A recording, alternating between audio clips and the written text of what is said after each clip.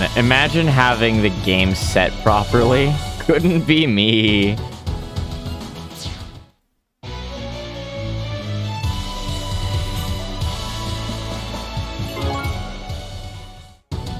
Where is... There it is.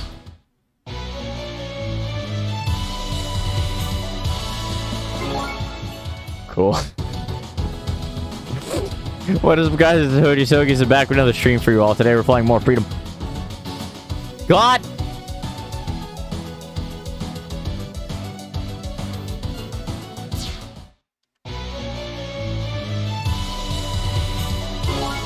Cool. It wasn't detecting my controller. Freedom Planet 2, everybody.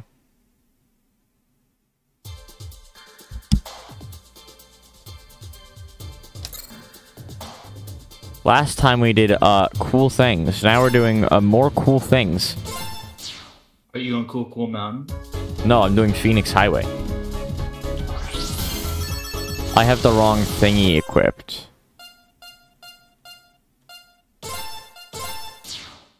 Why is the select button pause? What? Got this always.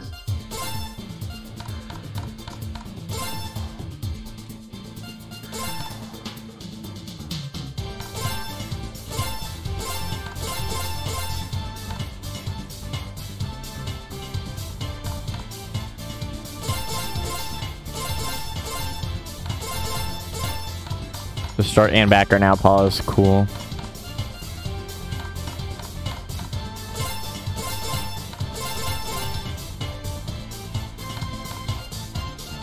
Nice.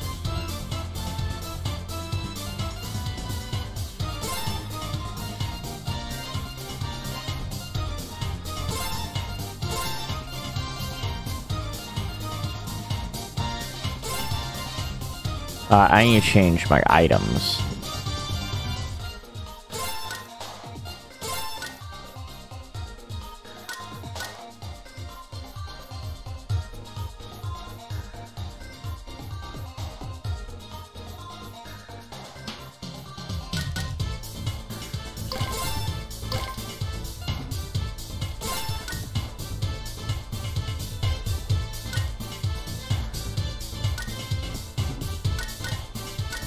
I guess Healing Strike's probably what I'll stick with for now. Okay, let's go. We go fast! Cyclone! Are you gonna go up and down all around? I hope so.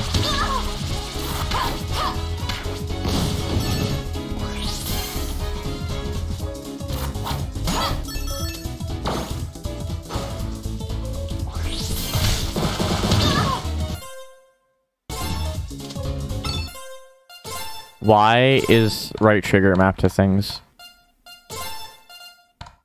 Why?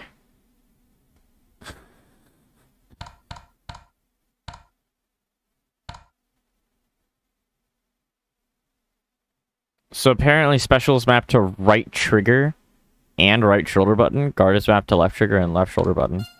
That's interesting.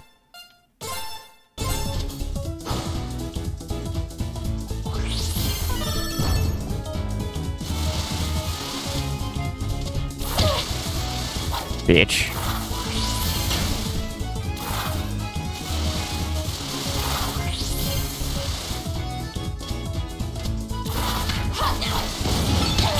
Ow, what a bitch. Alright, fine, I'll just go over this way.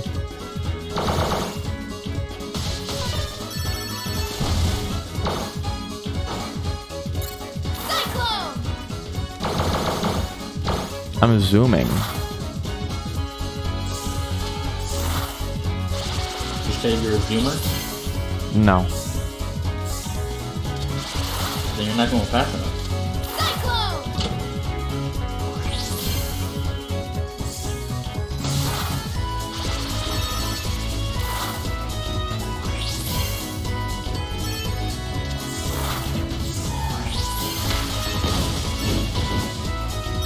Damn, I committed homicide.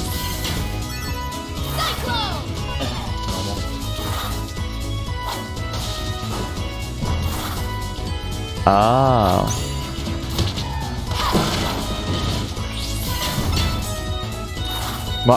Okay. That's a lot of health.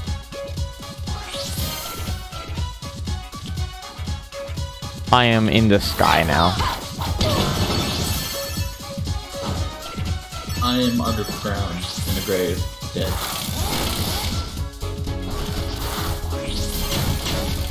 Oh, well, I guess I'm going down now.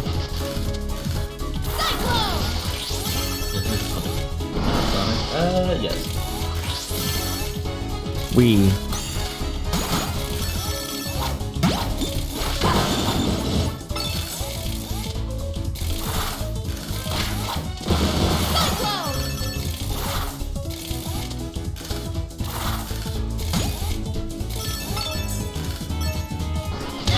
Ow, what a bitch!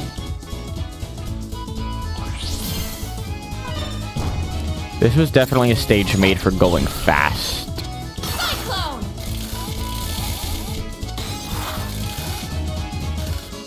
Okay.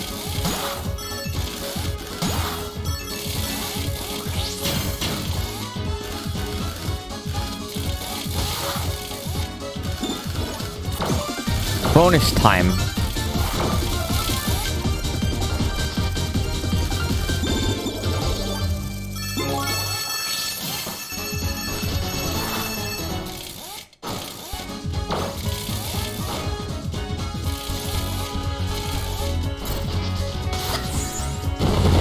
We are drilling.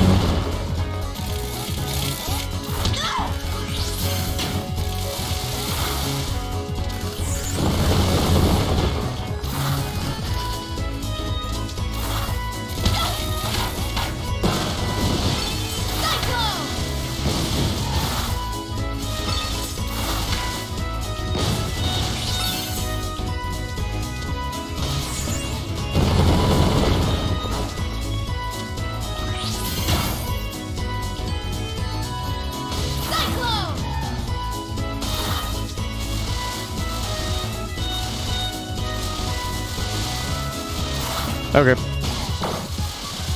Whee!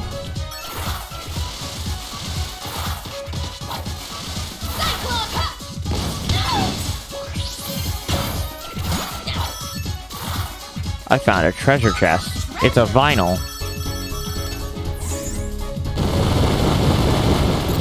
Kirby, Kirby's fucking greatly expensive.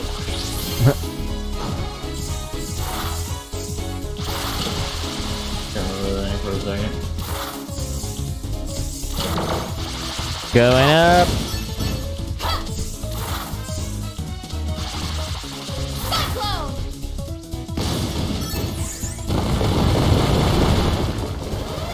Boss alert. Uh-oh. That shouldn't have hit. He killed my rat.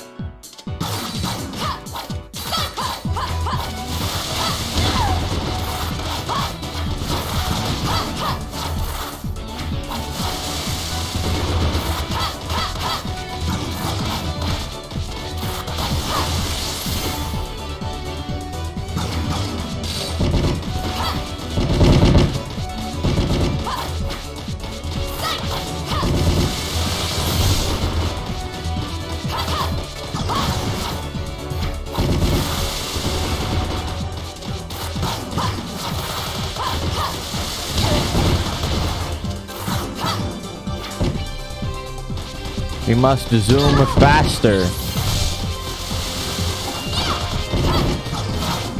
Gotta speed up.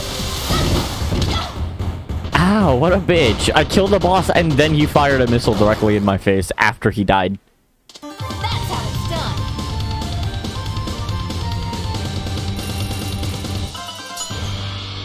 I got B rank.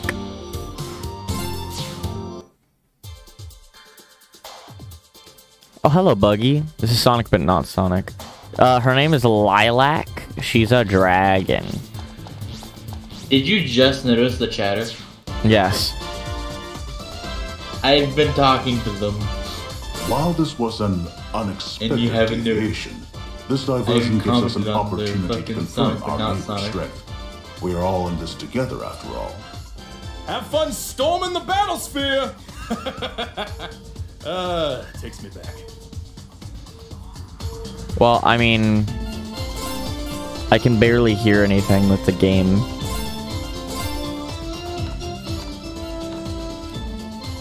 Game loud. Turn down. I did. While this was an unexpected deviation, this diversion gives us an opportunity. Yes, interesting. Hoagies is now deaf. We confirm this. Mm-hmm. He's also blind. The only thing he is not is mute, which is unfortunate. Unfortunate for you. While this was an That's what unfortunate deviation means.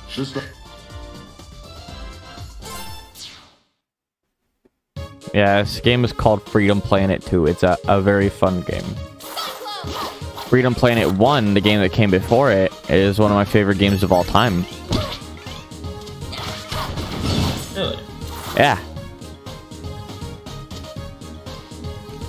Freedom Planet is just a fun time, man. I mean, I know you like Sonic, so I expected you to like it, but I didn't think it'd be your favorite game of like all time. Yo, I can grind on rails? This is Sonic Adventure 2.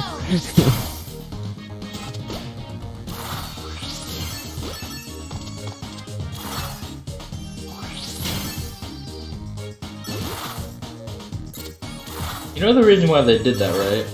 Why did what? Why they did the grinding on rails? No, not at all.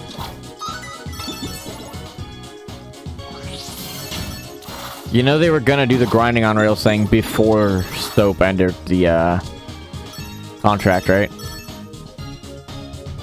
Really? Yeah. That I didn't know. Because even in the trial version, I knew about the shoe thing. Yeah, because even in SA2, the trial, you could play City Escape in the demo, and there were grind rails and everything, but Sonic still had his original shoes. You know, that actually sounds familiar. I might have known that, I just forgot.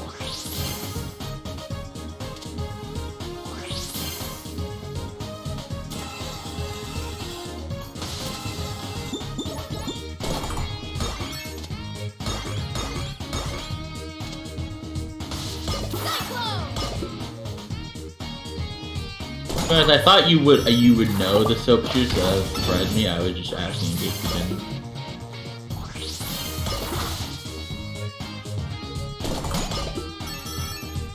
There's so many crystals in this level.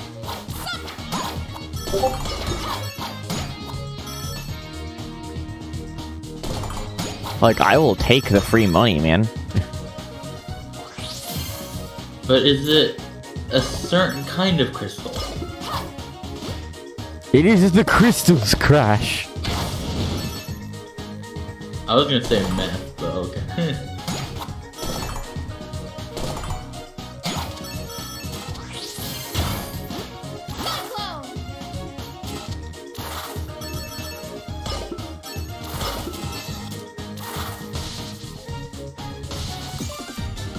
Okay, well, I guess I'm down here now.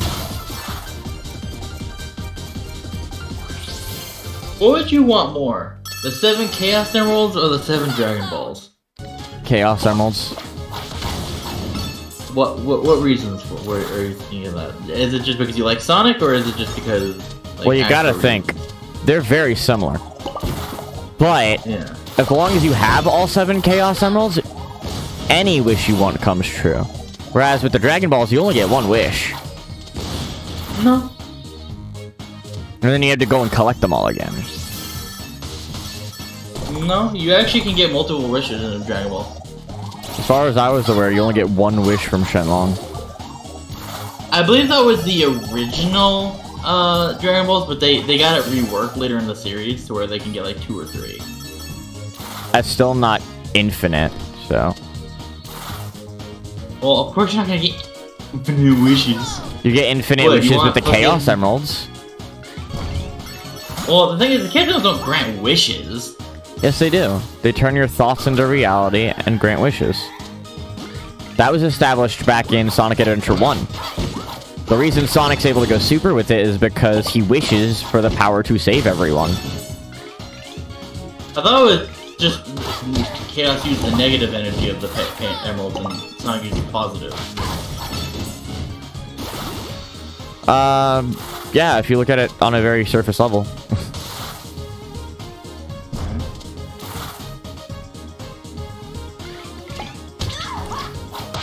Like, Tikal literally says it turns your thoughts into power, and that's a thing that's been said repeatedly throughout the series. Sonic X, Sonic Unleashed, or not Sonic Unleashed, Sonic 06. Like, turning thoughts into power is, like, Chaos Emerald's whole thing. Yeah, there's actually one reason specifically why I would pick Chaos Emeralds over the Dragon Balls, in my opinion. What? I would also pick the Chaos Emeralds. The dragons from GT. The what? Basically in GT, there was an arc where, all the wishes that they did came back to bite them in the ass in the form of, like, bosses. Like I said, the Chaos Emeralds, you can grant yourself infinite wishes.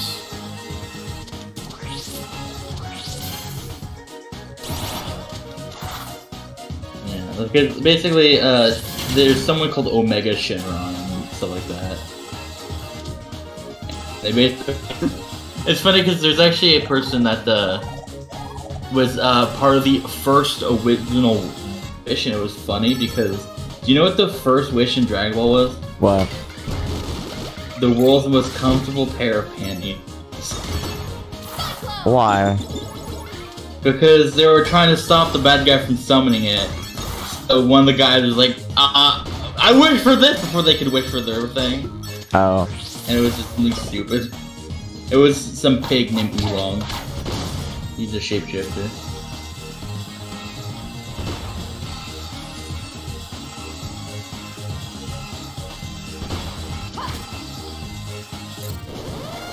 Boss alert. Oh, Jesus Christ.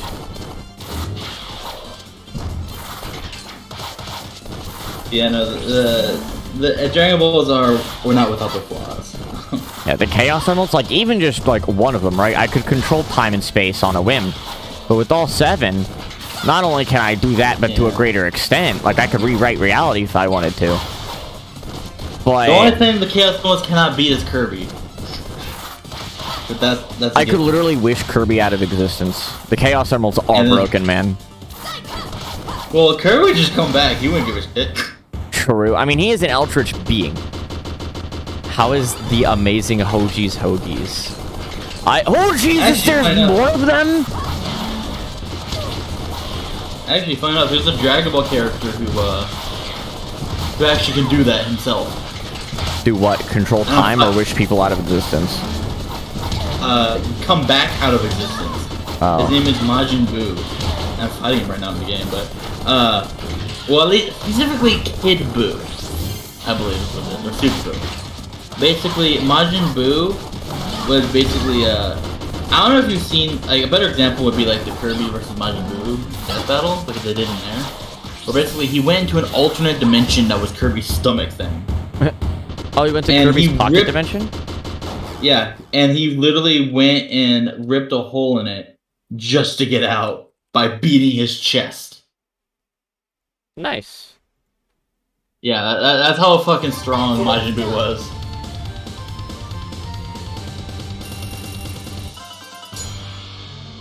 It's funny because Majin Buu didn't get beat by any of the main cast. That's not how Majin Buu was beaten. Like, who do you think is probably one of the, like, out of, like, the character you know, who do you think would be the strongest and most capable of taking on Majin Buu? And out of just any character in any media? No, out of Dragon Ball. Oh, I don't fucking know. Do you not know many of the characters of Goku? I know, like, the names of the characters and what they look like. I have no fucking idea what they're capable of. Like I don't know how the power scaling works in the Dragon Ball universe. Like I know Ultra Instinct is supposedly, I think it's like supposed to be the most powerful form. Currently, no, actually. Well, then there you go. It got replaced by Ultra Ego by Vegeta, but Lord Beerus is pretty strong actually. But do you know who Mr. Satan is? No. The devil? He is no, he is a like a show businessman basically. His full name is Hercule Satan. But he's basically like a fraud in a little bit of a he is decently strong, but not like strong like Joker. He basically puts up a facade of him basically taking on Cell and saving the world. What the fuck is this item? Every 30 seconds, your life meter goes between fully restored and fully drained. Excuse me? Ooh. In the middle of a boss fight, I have full health. Oh, I could take a hit. Proceeds to have 0 HP. That sucks. That's so dumb. Yeah, so Hercule Satan is basically if Goku phoned a home what everything he did. Okay. And he was the one who beat Majin Buu. Simply because he befriended him and gave him food. I mean, I don't want to fight you, man. Just come to my house, I'll give you food. Yeah, basically. Because Majin Buu is literally just Kirby. He likes food. He turns people to candy. He eats all day, and that's basically how it is. It's funny. No funny business, unless you're one of the battle clowns. In that case, the suspension of humor would be acceptable. Acrobell. Oh, I know about Acrobell! The various antics of the battle clowns are most agreeable. We all enjoy a good laugh. Professionally, of course. Acrobell is actually voiced by a friend of mine. Really? As far as I might be remembering wrong, but I think she said she actually got to help design the boss itself. But she was also in charge of a lot of different character animation, well, just sprite animation in general in this game. I drew a picture! Look at it! Oh, it's the mirror. I like your picture. Snakes are dumb. I agree. I think you and I are gonna be good friends, says Lilac. She really said, I agree. Bro, I want to talk to the fucking dog that is running around. Its name is Root Beer? Okay. That's a good name for like a corgi.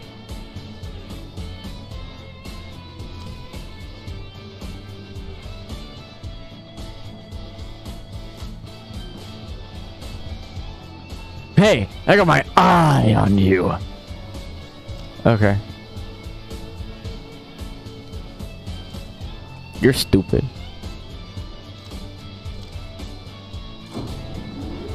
Ding dong. Ding dong. Oh, I didn't mean to go up. Wait up! Hi, Carol. Lilac. By the way, speaking of What were you thinking? Dragon Ball You Sonic, shouldn't have without gone the off Chaos Emerald I from don't Dragon need a Balls, baby who do you think I can handle myself. who do you think would win, Goku or Sonic? Not the point and not at all what I meant. We want a battle spirit too. Mila? If we're gonna fight in the battle then we're gonna do it together as a team. Awesome! Looks like the old Carol charm is finally rubbing off on you guys. Even you, scary lady. Don't flatter yourself. I'm here to recruit the champion to our cause. And to help you. You are clearly doomed to fail without our support. Gee, thanks for the vote of confidence. I like this game's writing. Oh, it still counted my down input, so as soon as the fucking cutscene ended, I was able to leave.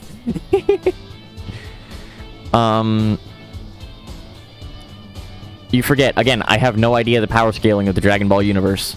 However, I do know that Goku can just become more powerful through sheer will alone. Yeah. Whereas Sonic requires the Chaos Emeralds to really do much of anything. Like, Sonic's OP as fuck, but... Like, even if they were evenly matched in their base forms, Goku can just decide to no longer be in his base form. Sonic can't. Yeah.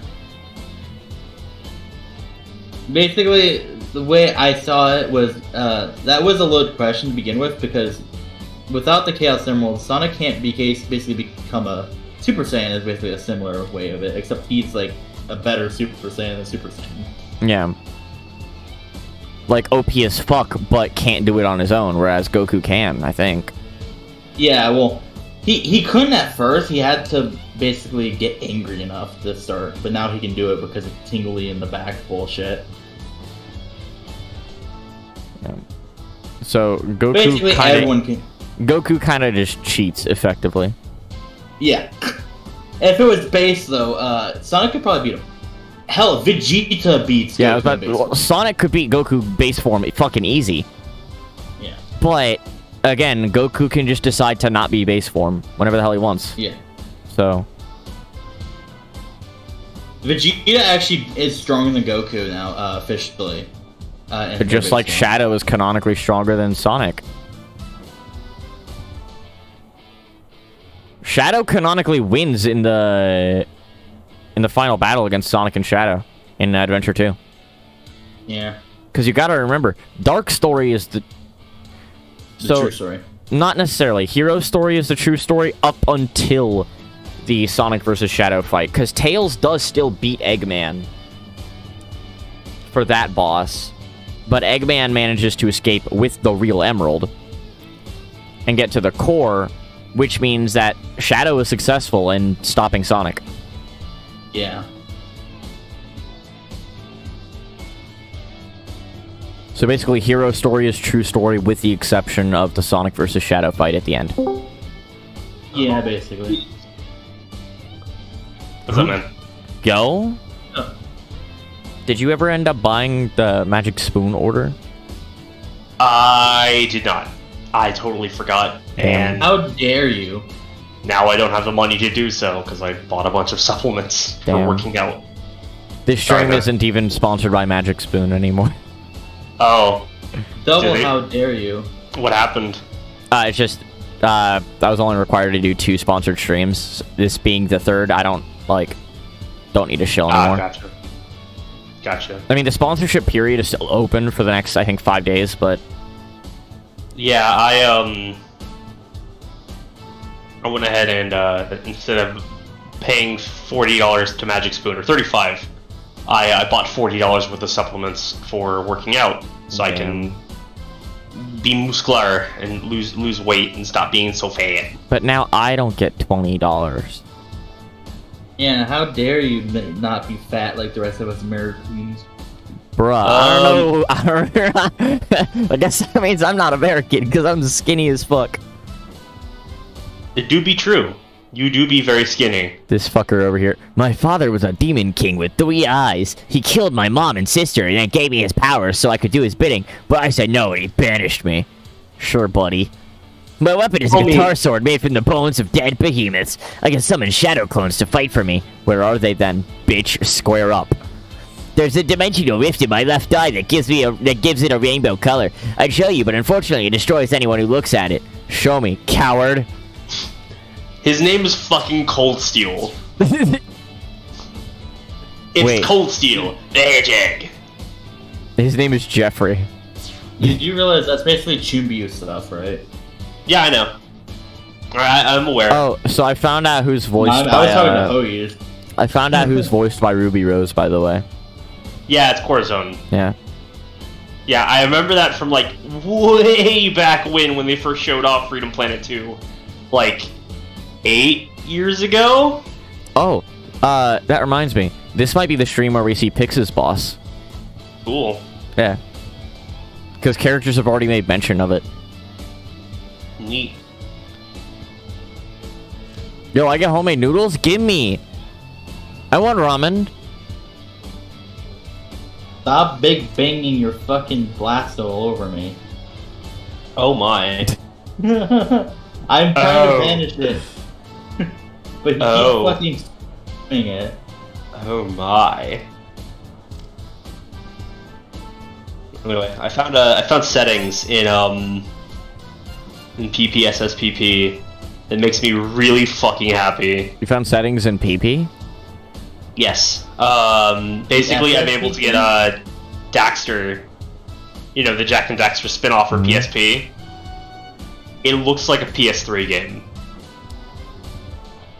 on my Android device.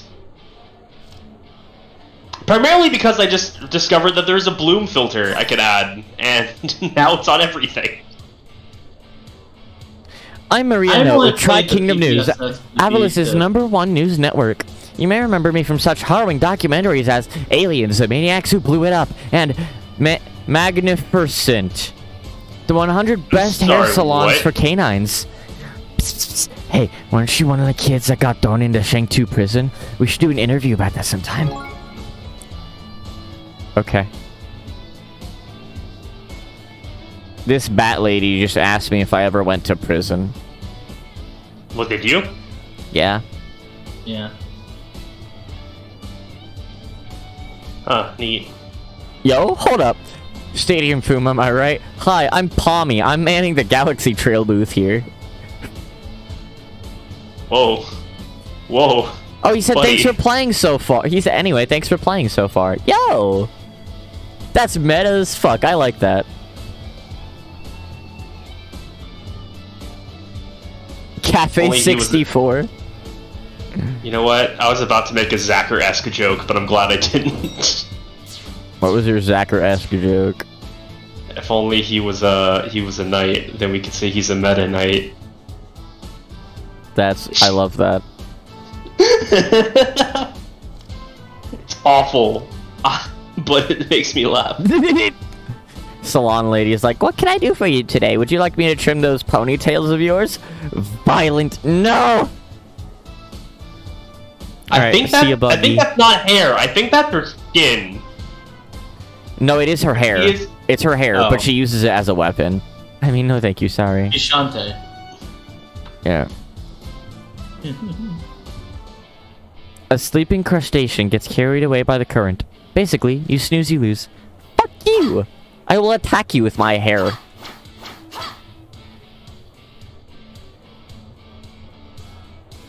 Welcome to Vinyl Venue. I guarantee you'll find something to fit your groove. Yo, I can buy music? That's crazy. Oh, it's another let me... There's a bat lady, but I want to talk to them. They keep flying around. They're avoiding you. To be completely honest, I don't blame them. She's on the ground now. Fuck off! God, how do I fucking... Hello, Ben. Why are you talking to me? I'm not really that important. Listen here, fucko. You're important enough for me to talk to you. There's an arcade. Can I play the claw machine? I want to play the claw machine. The driving game only seems to work if there are 4 players. What a bitch.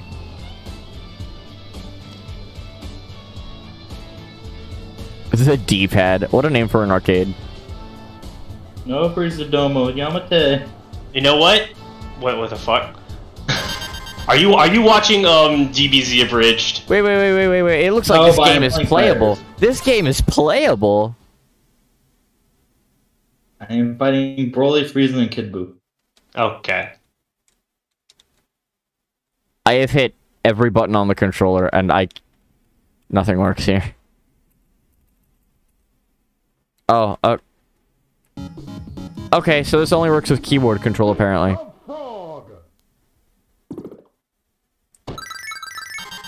That's funny. What? Oh. I don't even know what the fuck I'm supposed to be doing in this game. You are supposed to be doing something. Clearly. You were supposed to be the chosen one. You were supposed to bring order.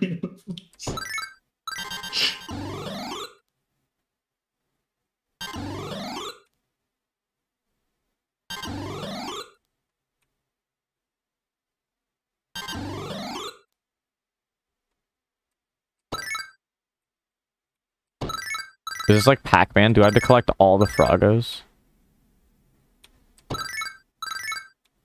Probably. Ah!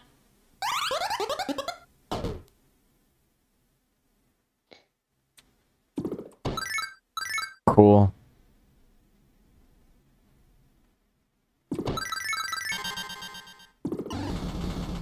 Oh, if it's blue, I can eat it. So yeah, this is like a weird Pac-Man. It's more like Snake, it feels. Snake? Snake! Wrong Snake, but close enough. Points for trying. Cool. I made it to level 3. I got an achievement.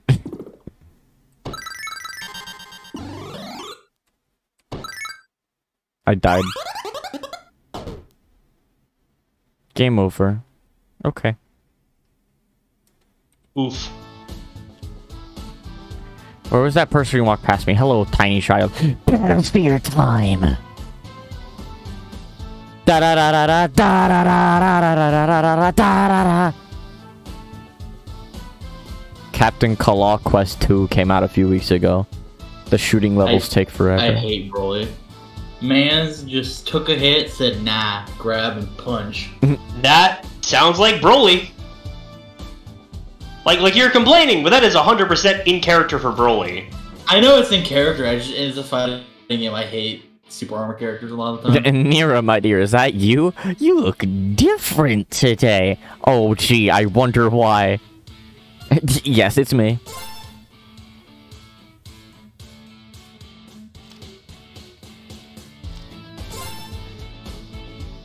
I also don't like Yang from BB Tag a lot of the time too, so. That reminds me, I still need to go back and start watching some of the Rooster Teeth stuff. They've been doing a lot of new podcasts and whatnot, and I've heard that the quality's back to being like really good. Yo, Gabby says it'd be nice to see us ladies taking butt and kicking names. Yo, I'll take butt. Whoa. Whoa, buddy. Whoa. Whoa, buddy. Time to chew bubble gum and... Wait, no, it's time to chew ass and kick bubble gum. I'm all out of ass. No, it's time to kick gum and chew ass. And I'm all out of ass. Yeah, that's how it is. That's how it goes. Yeah, it's Dick Kickem. That's his name, Dick Kickem.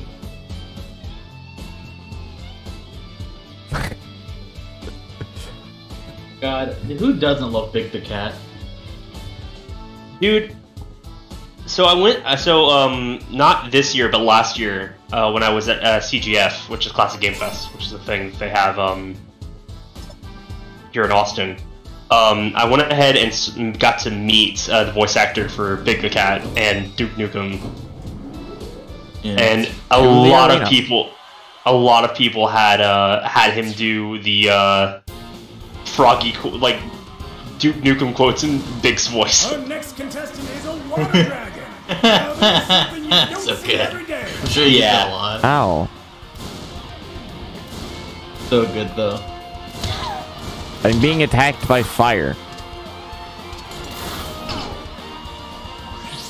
I thought this was a boss fight. I didn't know it was a level. Don't get hit for it.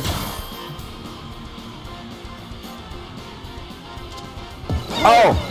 What a... Alright, I'm pissed. So, Snorf, remember how I'm like, oh, I have full health. I can be hit. Health is 0.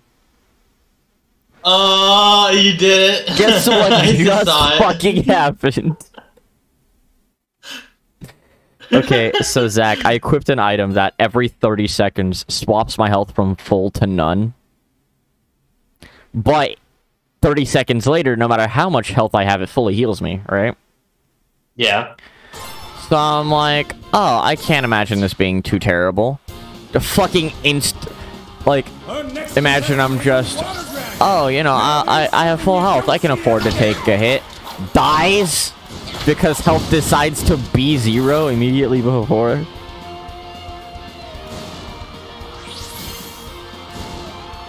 Yeah, it do be like that.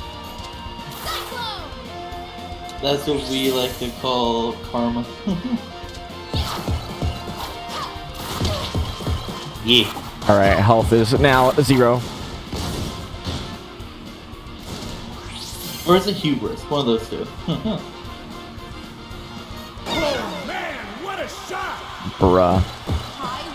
Fuck it, I'll revive right now because 20 seconds from now I'll have full health again. Why are there spikes there? Why? Why not? Because they are detriment to my health. Full health, let's go! Stop being meanie heads and die.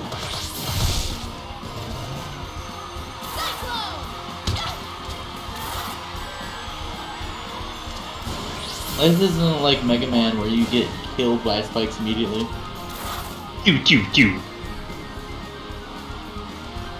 I actually have not had to deal with that too much lately because in Mega Man 0 they got rid of that for like with elves. Oh, I beat the level. Oh god. I do not use the elves in Mega Man 0. Really? I don't. Well, yeah, because in the original version at least, when you use the elves, it kills them. Yeah, it kills them and also like it lowers your score. Yeah, it kills them and lowers your score. And like, I don't know, man. I don't like that. I know it's literally just like stats and numbers, but I feel bad because Zero's like a hero, man. Yeah. Which is why casual mode, which is much better because you get all the upgrades without having them be dead. Oh yeah, no. That's in the DS port. Like, yeah. Yeah, which I actually played the DS port first. That was how yeah. I played the series. Then I got ZX, loved it, my favorite Mega Man game. And then Oh, dude, I've been meaning to play ZX. But then I ended up not. Yeah. ZX is really good. I haven't played Advent, but I played ZX. I have 100%. It's so good. Yeah. But I got the Legacy Collection on Switch, and I've been playing through that recently to like 100% with all the achievements. Yeah, I need to play more of the Mega Man games. I played a lot of them for a while, and I do enjoy them, but I don't know, man. Like, I've actually never beaten a Mega Man game outside of Mega Man Legends. Really? Which is saying something, because I've made 2 Mega Man fan games.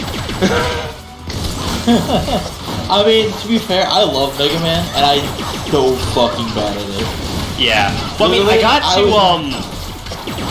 got to Wily Stage 2 in Mega Man 2, and then I lost my save state, so I just had to start over. Mega Man X. High school when I beat my first Mega Man boss, which was Storm Eagle. Mega Man. Oh, dude, Storm Eagle. Okay, have you seen the what's it called? The animation of Storm Eagle, where Mega Man. Yeah, it's so good. Dude. So that what's it called?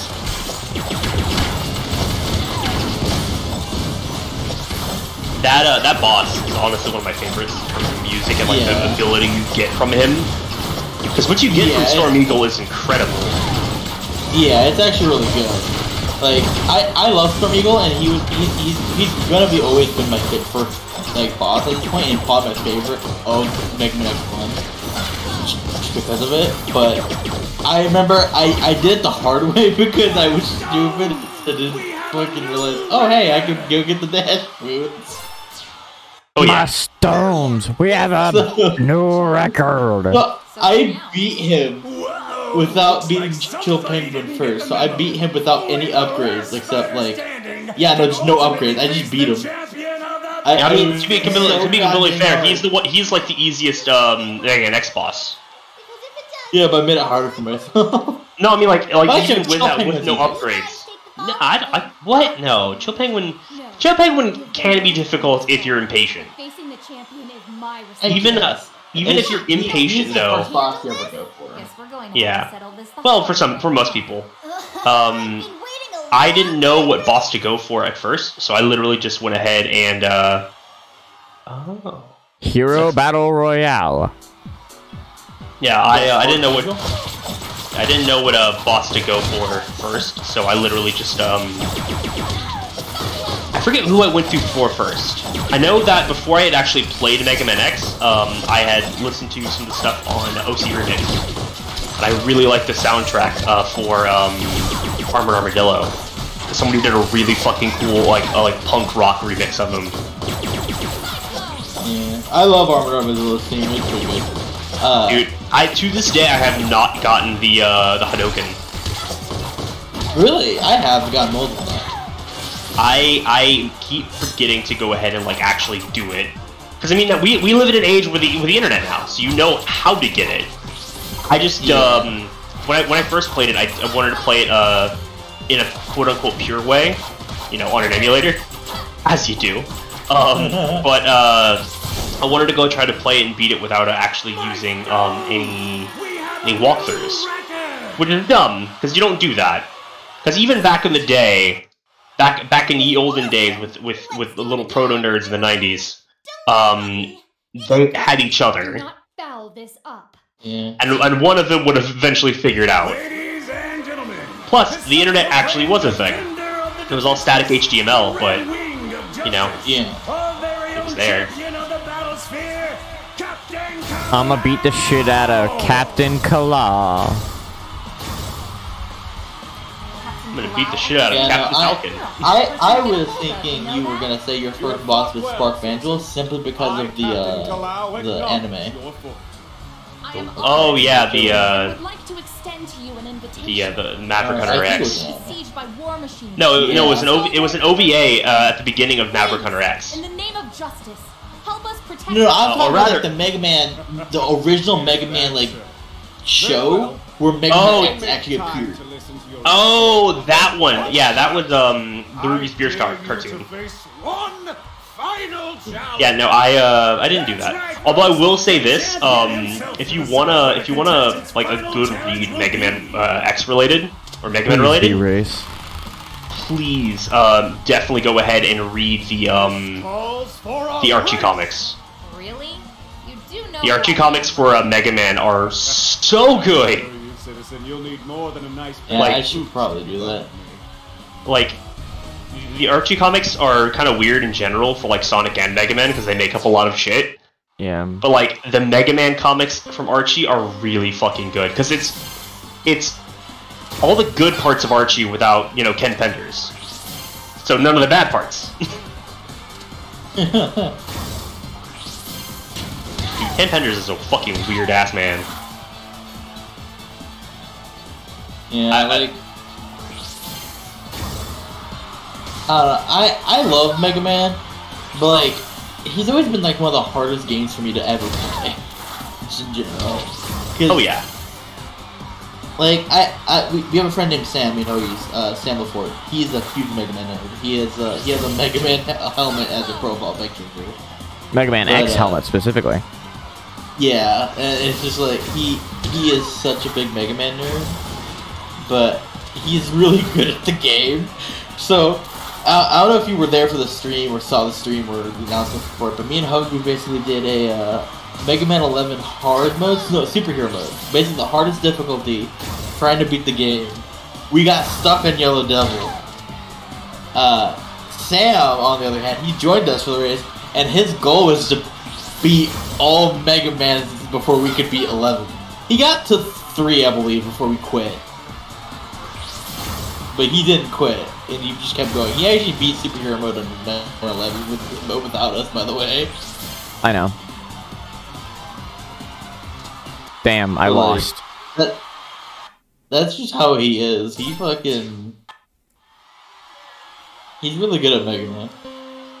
Yeah, I mean, like I said, I fucking made 2 fan games. But, I don't know. I never was super great at Mega Man. Any of the games really, other than Legends. But Legends is kind of weird. To be honest, people say the Zero games are the hardest. I actually thought they were easier than the X games. It depends on what you're looking for and what you do. The Zero games can be difficult, but it's like more modern difficult, so it does have a little bit of scaling if you if you want it, like if you're playing casual mode. Plus, again, you said you played it on the collection, so I want to say the collection actually nerfed a few things. Did they? Well, I played it on the collection on casual, but then I played again on normal mode, like not casual, on the Legacy collection. So I actually have been playing through them normal. Yeah, I've been told that normal mode on the Legacy collection was easy mode. I don't know. I could be wrong. All I remember is that like the OG Game Boy Advance ports were nightmare fuel, and they did stuff in the collection to make it easier on players. At least that's what I heard. You know, I can see that. I can see that because fucking GBA games back in the day were fucking. Some were really hard. Damn. Some were. I like the GBA. Were good, but like, yeah, they could get difficult. Like even Pokemon, fucking, and out of every single fucking Pokemon game I've ever nuzlocked, there is one Pokemon game I have never beaten, and that is Emerald. And that is my childhood game right there. And it's simply because I fucking lose it every damn time. Yeah, I had Emerald as a kid, and I loved it to death. And then my sister basically lost the game. We don't know where it went. In between couch cushions, at friend's house, we have no clue in the slightest. But yeah, no, I had Emerald, and I never got to catch Rayquaza, because I was dumb and used the Master Ball somewhere else. Oh, no! Yeah. Dude, I actually did the Reggies. I caught all 3 Reggies in that. I never knew how to collect the Reggies. I always wanted to. I knew there was like a way to do it. But again, I was a stubborn dick who didn't want to go and Google things yet. Because I was, you know, an idiot. I actually had heard about it from friends and stuff before I even Googled it. Basically, I kind of knew what it was. I had to catch a Wailord and a Reniclance. But, like, I didn't know where to find them specifically, so I had to look that part up specifically. So, I knew about it because of the anime. Really? Because remember back in the day, Cartoon Network had all the movies. I didn't know they actually showed that puzzle in the anime. No, they didn't show the puzzle, but they showed that the Pokemon existed, and I was like, okay, how do I do this? And I had a friend in elementary school who was like, well, okay, I won't call him a friend. He didn't like me very much, which is fair, but he was really into Pokemon. Like, oh my god. Like, Hosea, I think that's his name. He was like super into Pokemon, and like he could draw every single one of them from memory. Wow. This kid was like 10. Very well. I could draw 2 Pokemon, no. 4 Pokemon from memory. All of them different variations of Voltorb and Electrode. Thank you for your time, sir. That's funny. I absolutely can draw my favorite Pokemon. Her name is Renamon. It's a joke. That's the dumbest fucking joke I'll ever make. Not really. I'll make worse. Just give me time. But no. Pokemon are the visual check. I summon Renamon face down and end my turn. Dude, there was a Yu-Gi-Oh! Pikachu, go into defense mode. There was actually that reminds me of a Yu-Gi-Oh! Fucking it's called Yu-Gi-No! I believe by Speed Sausage. You cover that car, stank as hell. I don't give a fuck about it. I love that so much. All right, well I sacrifice Battle Ox and $5 to summon Blue Eyes Ranger. Looks like we gave you a little reminder. Go, Exodia! I am Exodia. I will destroy you. What the fuck is that? Oh, Jesus Christ, they fucked that up! Wow! I know. It looks like I've used my special effect. Oh, what's that? Shh. Oh, what you gonna do now, big boy? The duel's over. I dueled Isis into submission. Yeah, I was about to say that. I know every fault on your fucking... I don't remember how he says it, but it's such a good... I've started your every move, your every strategy, your every follicle on your fucking foreskin. I've seen cards you've never heard about, cards you've never seen. I dueled Isis into submission. That was so awesome! Let's go through the part where we win. Dude, fucking... Oh my god. Look on the bright That's one of my favorite animations on YouTube, just because of like the fucking fuck you, cover that car, stank as hell. Like that entire little like moment is perfect. I don't give a fuck about it. I don't give a fuck about it. It's your move. Go on with the duel. No, seriously, play a good fucking card. Alright, fine, I summoned Rage Battle Axe. That's one of the most powerful cards in the game. It's just like angry eyebrows. No, it's literally a flash object of angry eyebrows. Bruh, this bitch, Battlesphere, huh? That takes me back. Jade Fury is what they used to call me.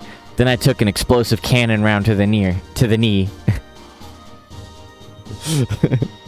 Well, they are a guard. Did you install the Skyrim mod that has them get struck by lightning every time they say that line? No. You know that's a thing, right? No. That's an actual mod. Basically, whenever any guard says that, like, anyone says that, like, they used to be an adventurer like you. Once they finish that line, they get struck by lightning. It would be better if they actually got a shot in the knee. No, they just get struck down. Might. Skyrim took VR an arrow is, to the knee, gets shot in the knee again. Oh, that reminds me of a fucking Skyrim video. I forget what it's called, but basically, it's a VR Skyrim, but the guy falls into a trap or whatever, and it's like he's in a cage. And the guy's like, "Ha! You've fallen for my trap." Blah blah blah. So and he's like looking for something. His buddy comes up, we just unlocks the door, and he just walks out. He's like, "Thanks," and then just walks over to the guy, shines the light over for him, and like gives him vision. He's like, "Is this what? All right, well, see you later, man." And just like waves at him, and just walks away. I haven't seen that one. I have played Skyrim. I have played Skyrim VR though, and I have quite a few stories to tell about my time in Skyrim VR. I think I found the guy who submitted the video. Yeah, I found it. You've fallen for. That's funny. We need newer rooms. They've been telling us to go ahead and we wanted to expand, but they've been refusing construction for years.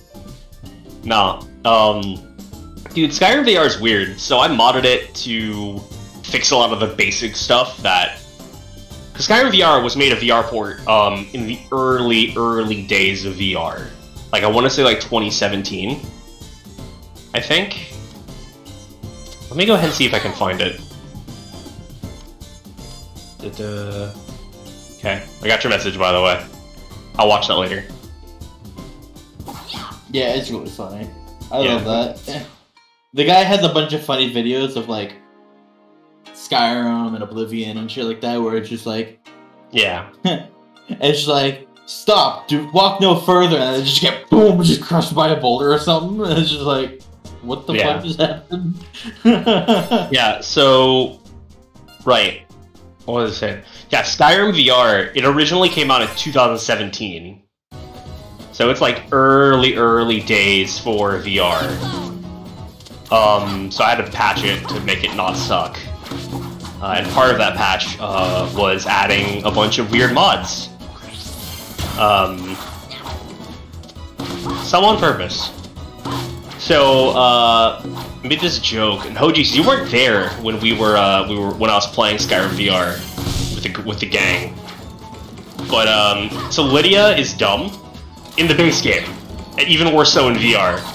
She will physically stand in a doorway and get in the way, and you can't move her because you're in VR, and it's literally like she's just like standing in the middle of the doorway and just won't move, and you can't just like edge past her. So I started making these jokes, like empty threats, and it was like 2 in the morning, I think.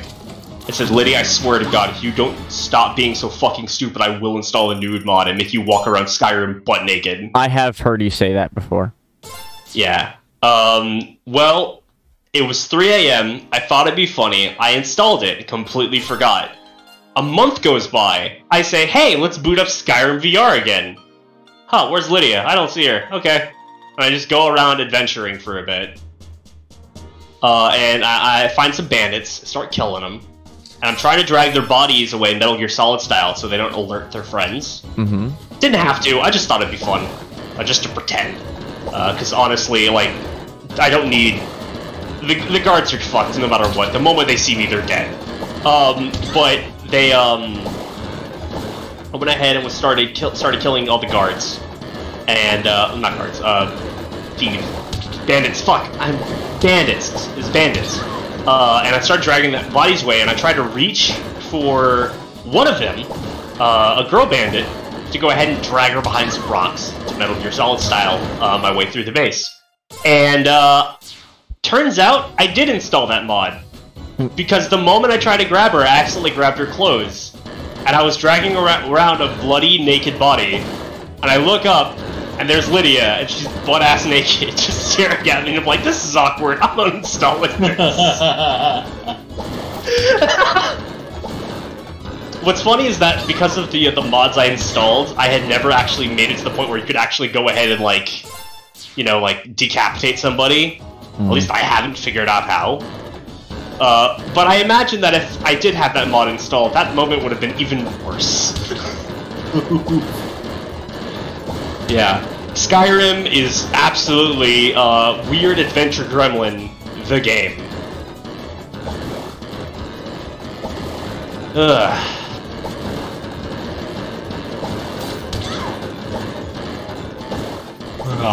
Anyway. I don't really mod games too often, to be honest. I don't even really mod Minecraft. So I don't really have any modding stories like that. Well, I mean, with Skyrim VR, it was, like, required. Like, 100% required. There is absolutely no way you can play Skyrim VR without it absolutely sucking. Because, again, it was made back in 2017. Back when, all it needed to be for VR was a VR headset that had 6 off, and an actual Xbox controller that you controlled stuff with. No motion controls. Like, that was it. And when they added motion controls, they didn't do much. Like, instead of actually swinging your sword to attack, you would press a button. Like, you had floating controllers for hands. Yeah. It wasn't very good. So I installed a bunch of essential mods. Oh yeah, and also it was all PS3 graphics still. So all the grass was like super low. Like you could see the like the individual pixels in the grass texture.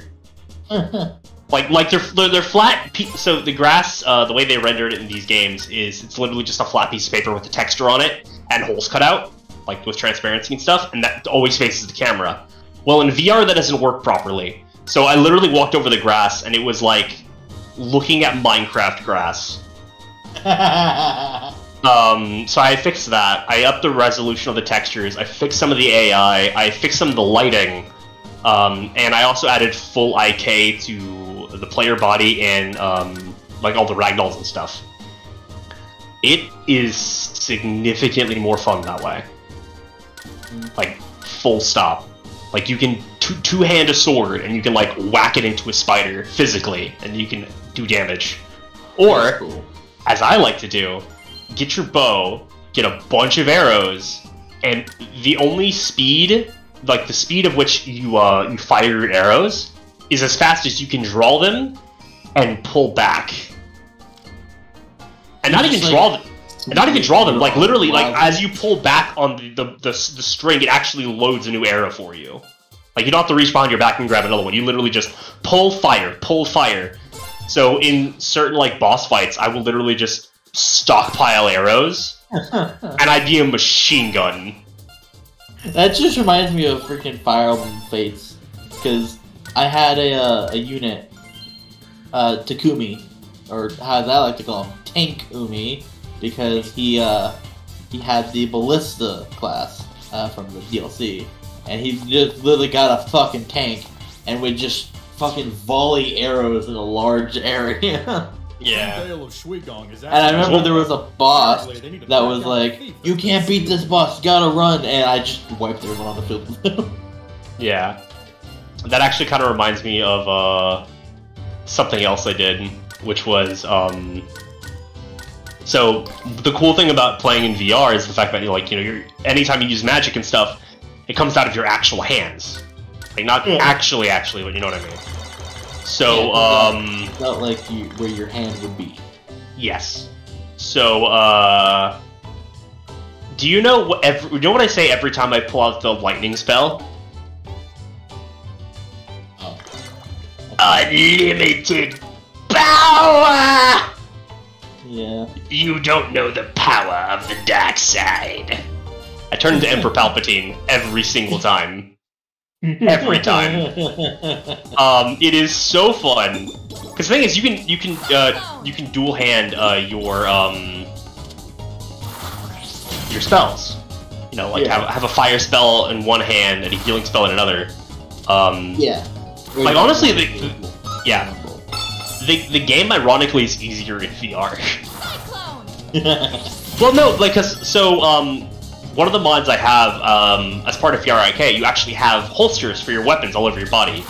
You have like 2 on your sides, 2 on your back, and you can actually have some on your wrists as well. And then there's a scroll wheel thing, or like a spell wheel thing. You push in on the stick and you move your hand like Half-Life Alyx, and you can select different spells or items or potions or whatever. So I'll literally have, like, on my right shoulder I'll have my bow, on my left shoulder I'll have like the Axe of Whiterun or some other 2-handed weapon. You can get a straight up fucking katana, like a katana. Yeah. Called the Oath Blade, and I have that on my left side because I'm right-handed, so I can just pull it out. And then on my left side, I'll have probably like an axe or something. Yeah. The one mod I haven't installed yet, or I haven't got to work yet, is what's it called? Dragonborn Speaks. It uses like voice recognition to actually go ahead and let you say the actual options. Oh. Yeah. So like you can Fusho Da by saying Fusho Da. Well, it's not even that. It's like what's it called?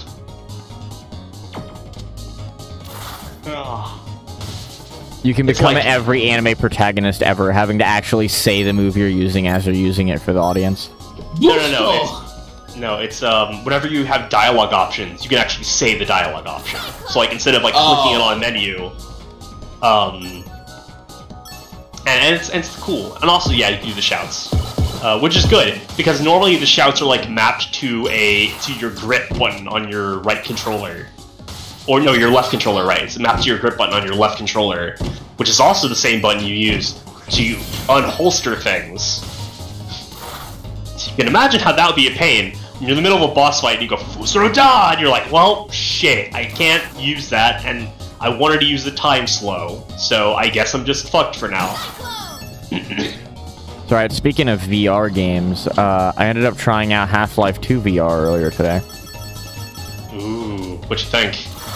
Wow, I think I'd probably rather just play Alyx. Yeah. There was actually a good amount of discussion on like both the Half-Life 2 VR Reddit and the Half-Life 2 VR Discord, or the Flat to VR Discord. And the general consensus is that Alyx was designed with VR in mind. Yeah. But it was also designed to be as comfortable for new players in VR as possible. No, I don't think that's what it is for me specifically.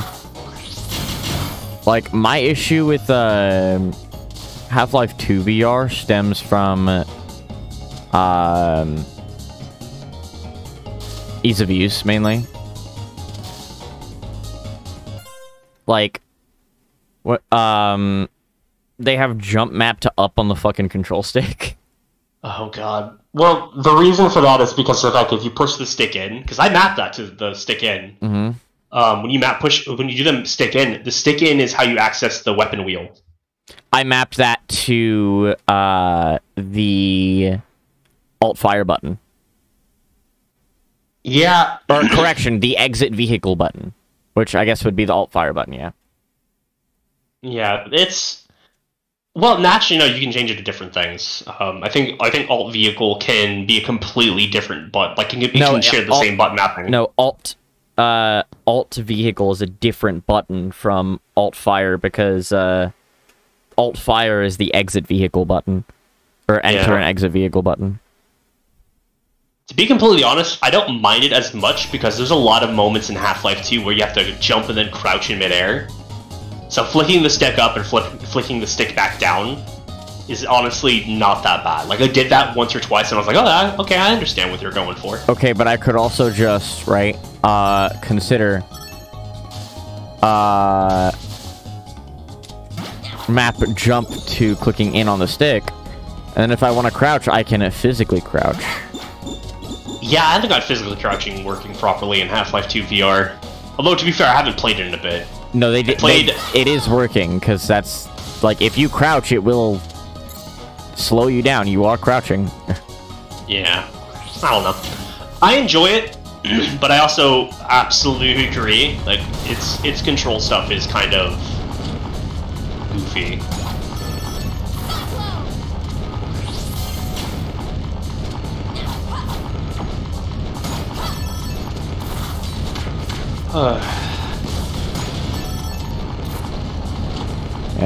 It's just not very intuitive, in my opinion. Yeah, that's fair. Again, I'm not saying you're wrong, and I do not want to go ahead and like, actually you. But I had no problems with it. But I personally enjoyed it was also very unstable. That is 100% correct. Like, I tried playing it, right? And one thing I noticed, like, right out of the gate, frame rate is very inconsistent, which not very good for a VR title. Oh, yeah.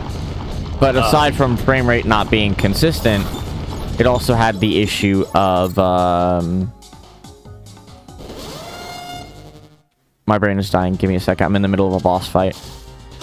Aside from frame rate not being consistent, it also had the issue of visuals were jittery a lot. Like, the screen would just decide not to render sometimes.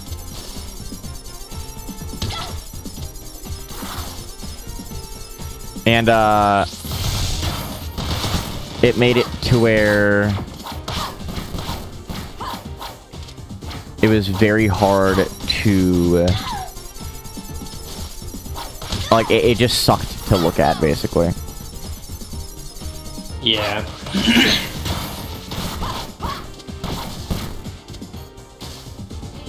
But, all things considered, not bad for a VR conversion.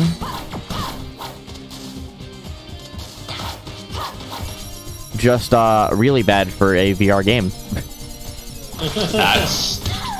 That's honestly fair. Again, like I said, it wasn't designed for VR. Yeah, I know. It was 100% designed for, like, not VR. Sorry, I never actually played Half-Life 2 before. So I got to one section where there's a, there's like a, you get into the sewers and there's a turret and then there's a truck that comes and fires rockets at you. I had no fucking idea where to go or what to do. You had to escape from the city. You learned nothing from Sonic Adventure 2. So I'm sitting here like, I don't know where to go from there. Because there's nowhere I can jump to. Sewer rockets. Yeah, that can be kind of difficult. I think I know what part you're talking about. That one was, that one threw me for a loop again as well, because it's been a hot minute since I played Half-Life 2. But, but yeah, no, it's... Like, I was trying to roam around the area, right? And I so much as, just roam around for a couple minutes, and the game crashed and actually force shut down my computer. Yeah, that sounds about right. So I will say one very, very interesting thing is that you can simply walk into terrain, and if you try to like use the stick to walk out, it won't let you, so you have to physically walk back out. Yeah. So I got stuck inside of a train car. Yeah, I would absolutely go ahead and start talking to the devs of HL2 VR on the Flat2 VR Discord. If you haven't joined it yet, I'll send you an invite. And share some of your frustrations with the game. They're not done. This is open beta. I know, but I'm sure a lot of my frustrations are also shared by a lot of people, so... That is true, but I would still share it anyway, just to be safe. I'm Sean Connery. Just to be safe. Because again, you think a lot of people are talking about it, but if you make that assumption, other people might be as well. True. So I always think that even if it's like just another thing they know about, share it anyway. Yeah, I will say, though, otherwise it was a pretty fun experience. Oh, other than the fact that the window that you have to crouch through at the very fucking beginning of the game where it says stack up boxes and climb out the window, I decided to stand while trying to walk through the window, and it got me clipped inside the fucking windowsill, so it said, please move back, and wouldn't let me jump out the window. 100% share that. That also is probably part of the stuff with like just it's a game engine from 2006. 2004. Right, 2004. Fuck no, Half-Life 2 Episode 2 came out 2007. I was gonna be nice and say it's from 2006, it came out 2007. No, that's right. It's 2004. Fuck. That's right. Anyway, this goat person is being a sexual predator. I'm sorry. What? Your exquisite physical form is surely a divine gift bestowed by the Kingdom Stone itself. I would ask you to model for me like one of my... He really just said I'd like to paint you like one of my French girls.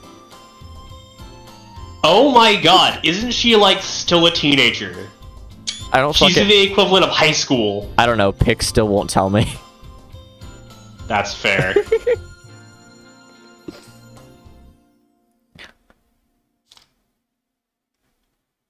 You want me to make things worse with a dark joke that I just found on YouTube? Sure.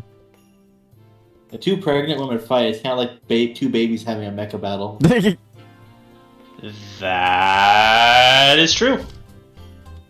That is 100% true. Great job.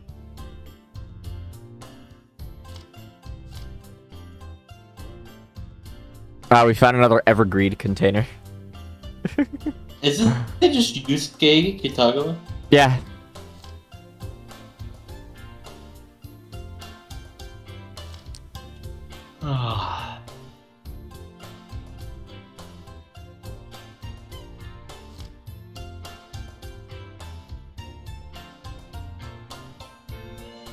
Was she so beautiful at the first gentle snowfall, or was she as beautiful as the first gentle snowfall of winter, with the cold snap of frost that is her inner strength and will that can only be expressed through song?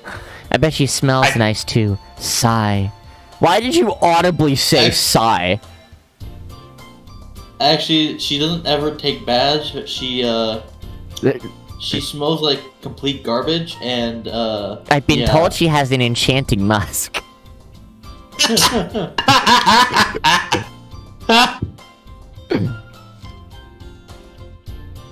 I'm sorry. What?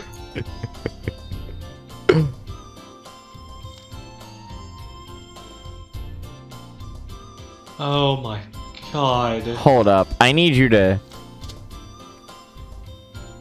Okay, you did spell favorite right. I just read it wrong. Hi, I think you're super neat and cool. Okay, bye. It was just ... exclamation point. Hi, I think you're super neat and cool. Okay, bye. Thank you, Timmy. Very cool. Yeah.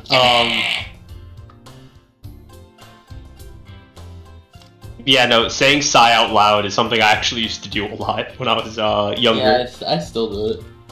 Well, I got it from Harvey Birdman, Attorney at Law, which is one of my favorite shows ever.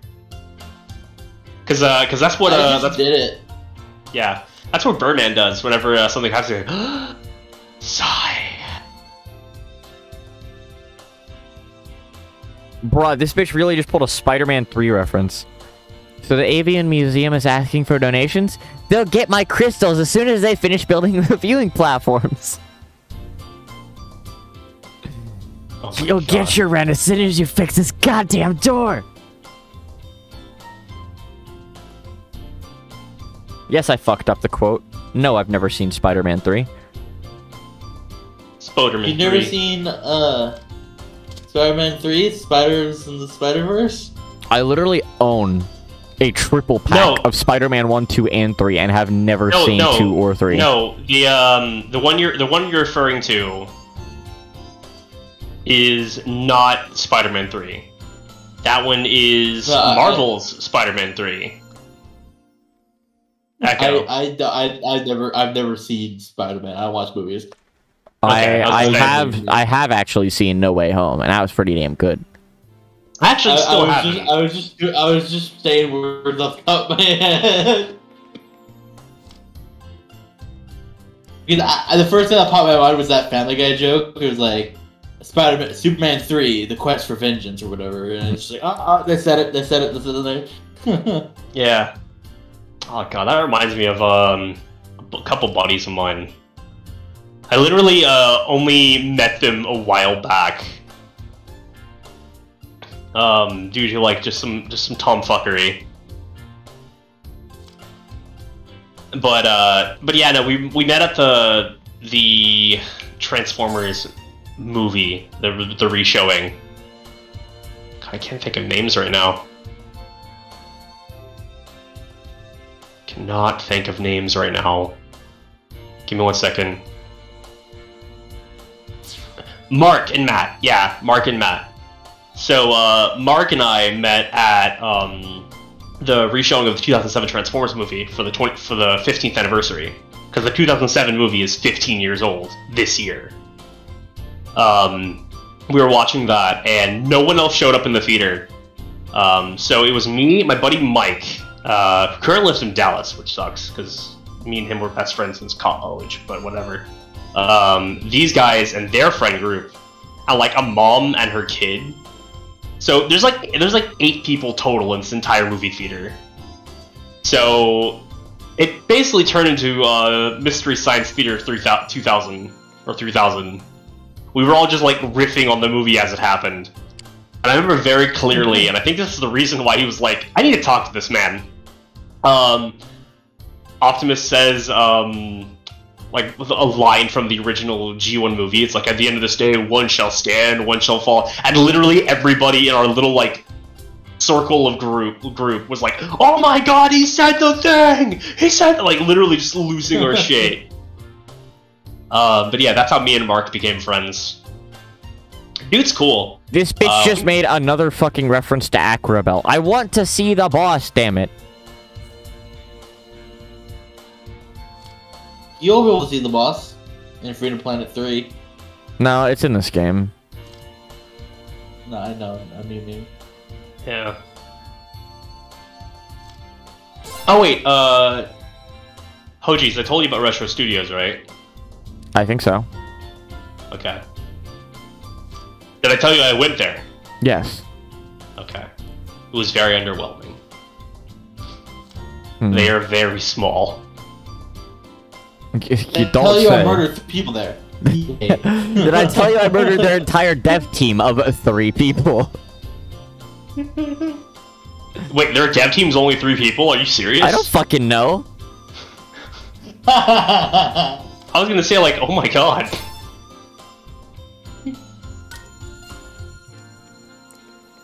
I mean, there are games that have been done by, like, 1 to 3 people before that are really good, popular. Well, I mean, there's a game by 2 people in general that literally completely set the internet on fire, and it's called fucking Undertale. Actually, it was really only made by Toby. Yeah. Listen. Temmie was asked for her likeness, and she provided some concepts for some of the enemy designs. So I guess, yeah, it was 2 people, but... Well, here's the thing, alright? I know Temmie honestly didn't do too much with Undertale, but I still want her included. She did some of the work, which is more than none. Yeah. That's fair. It's funny because... But then you also forget fucking Five Nights at Freddy's existed. I don't give a shit about Five Nights at Freddy's. First 4 games were literally only made by Scott! One person! Again, I don't give a shit about Five Nights at Freddy's. I don't give a shit that you don't give a shit about it. You've gotta appreciate the fact that it was a fucking cultural phenomenon. I still think it's funny that he made I was gonna say... a better game than those games. A game that's similar to Undertale, the fact that it's an underground story. Cave story. Made by more than one person. Yeah. Fuck off. Well, no, you can't Pixel. Yeah. You cannot... Fucking... You cannot understate the importance of Cave Story in the history of indie games. You cannot. I'm understating Cave Story in the history of indie games because I still don't like the game. That's fine, but you have to acknowledge... You have to acknowledge just how important it is to the history of indie games in general. Cave Story was the first indie game to actually be really commercially acceptable and broke the popularity barrier back in 2004. It was a yeah. Okay, but if you don't acknowledge Five Nights at Freddy's, I'm not allowed to acknowledge. Oh, I acknowledge it. I just don't like it. Yeah, I don't care for it. I don't see Cave Story merch in fucking Walmart whenever I go to visit. Yeah. Well, there's another game that had only one developer for a while. Minecraft. Minecraft only had one developer for a while. And that also completely... Yeah. God, it's weird to think that within a 10-year period, we had several indie games in a row that completely changed the face of pop culture. Yeah. Yeah. We had... I mean... Well, I was gonna say, we had in order... Smash Bros. No, Smash Bros. Isn't an indie game. Smash Bros. Studio... No, I'm not saying... No, I'm saying that those indie games got into Smash Bros. Oh, yeah. Oh, yeah, yeah. Fucking... More people were hyped... More people were hyped for Sans' reveal than fucking Byleth, and Byleth was the character. Yep. Yeah. And then Cuphead, holy shit, Cuphead. To be fair, Byleth is not... The Byleth trailer was not... It was very... Well, Byleth in general, just... Really? Another Fire Emblem rep? Byleth made... That wasn't why. Byleth... I didn't mind. I actually wanted Byleth, to be honest, back when they announced, because Nobody I was did. Nobody did. I did. I actually had specifically said, man, I actually kind of like Byleth in Smash, because Byleth was a cool character in Three Houses. I think that'd be cool, and I think that'd be an interesting character that they would add. And they did better than I thought they would in the first place, but they did add Byleth. But the trailer itself was so bad. Dude, just the fact that Byleth is in Smash now means you can have an entire fucking 8-player Smash of exclusively Fire Emblem characters. Where is my second Sonic rep? Yes, man. That's fair. Okay, but... He's not... No, you have to understand. Mario? He's right. Mario has, Sonic Mario, is one of Luigi, the biggest Dr. and Mario, most iconic... Peach, Bowser, the Okay. Koopalings, Wario... Fucking Piranha Plant! Fire Emblem was one of the top... Piranha Plant. Dude, Fire Emblem has a lot of Donkey Kong, technically speaking. I don't give a singular shit about Fire Emblem when Sonic is one of the most iconic game franchises in the history of video games. I don't give a shit who he is. Yeah, that doesn't fucking matter. Hey, Sonic was in the Macy's Day Parade multiple times, and Sonic is probably gonna have the better movie. I'm gonna call it now. What do you mean, probably? Oh yeah. I am okay with being proven wrong, but you forget that there is no Mario movie yet, so it is the better movie. Because the only thing we have to compare it to at the moment is the original Super Mario Bros. Movie. Well, I was going to... I said, has the possibility of being the better movie. Anyway, I'm giving that option available for Mario. But yeah, so all I'm saying is, as much as I would love Shadow, Tails would be my fucking #1 pick, along with Eggman. Dude, okay, listen. It like all they had to do, right? Metal Sonic or Shadow as an echo of Sonic, right? I would have been happy.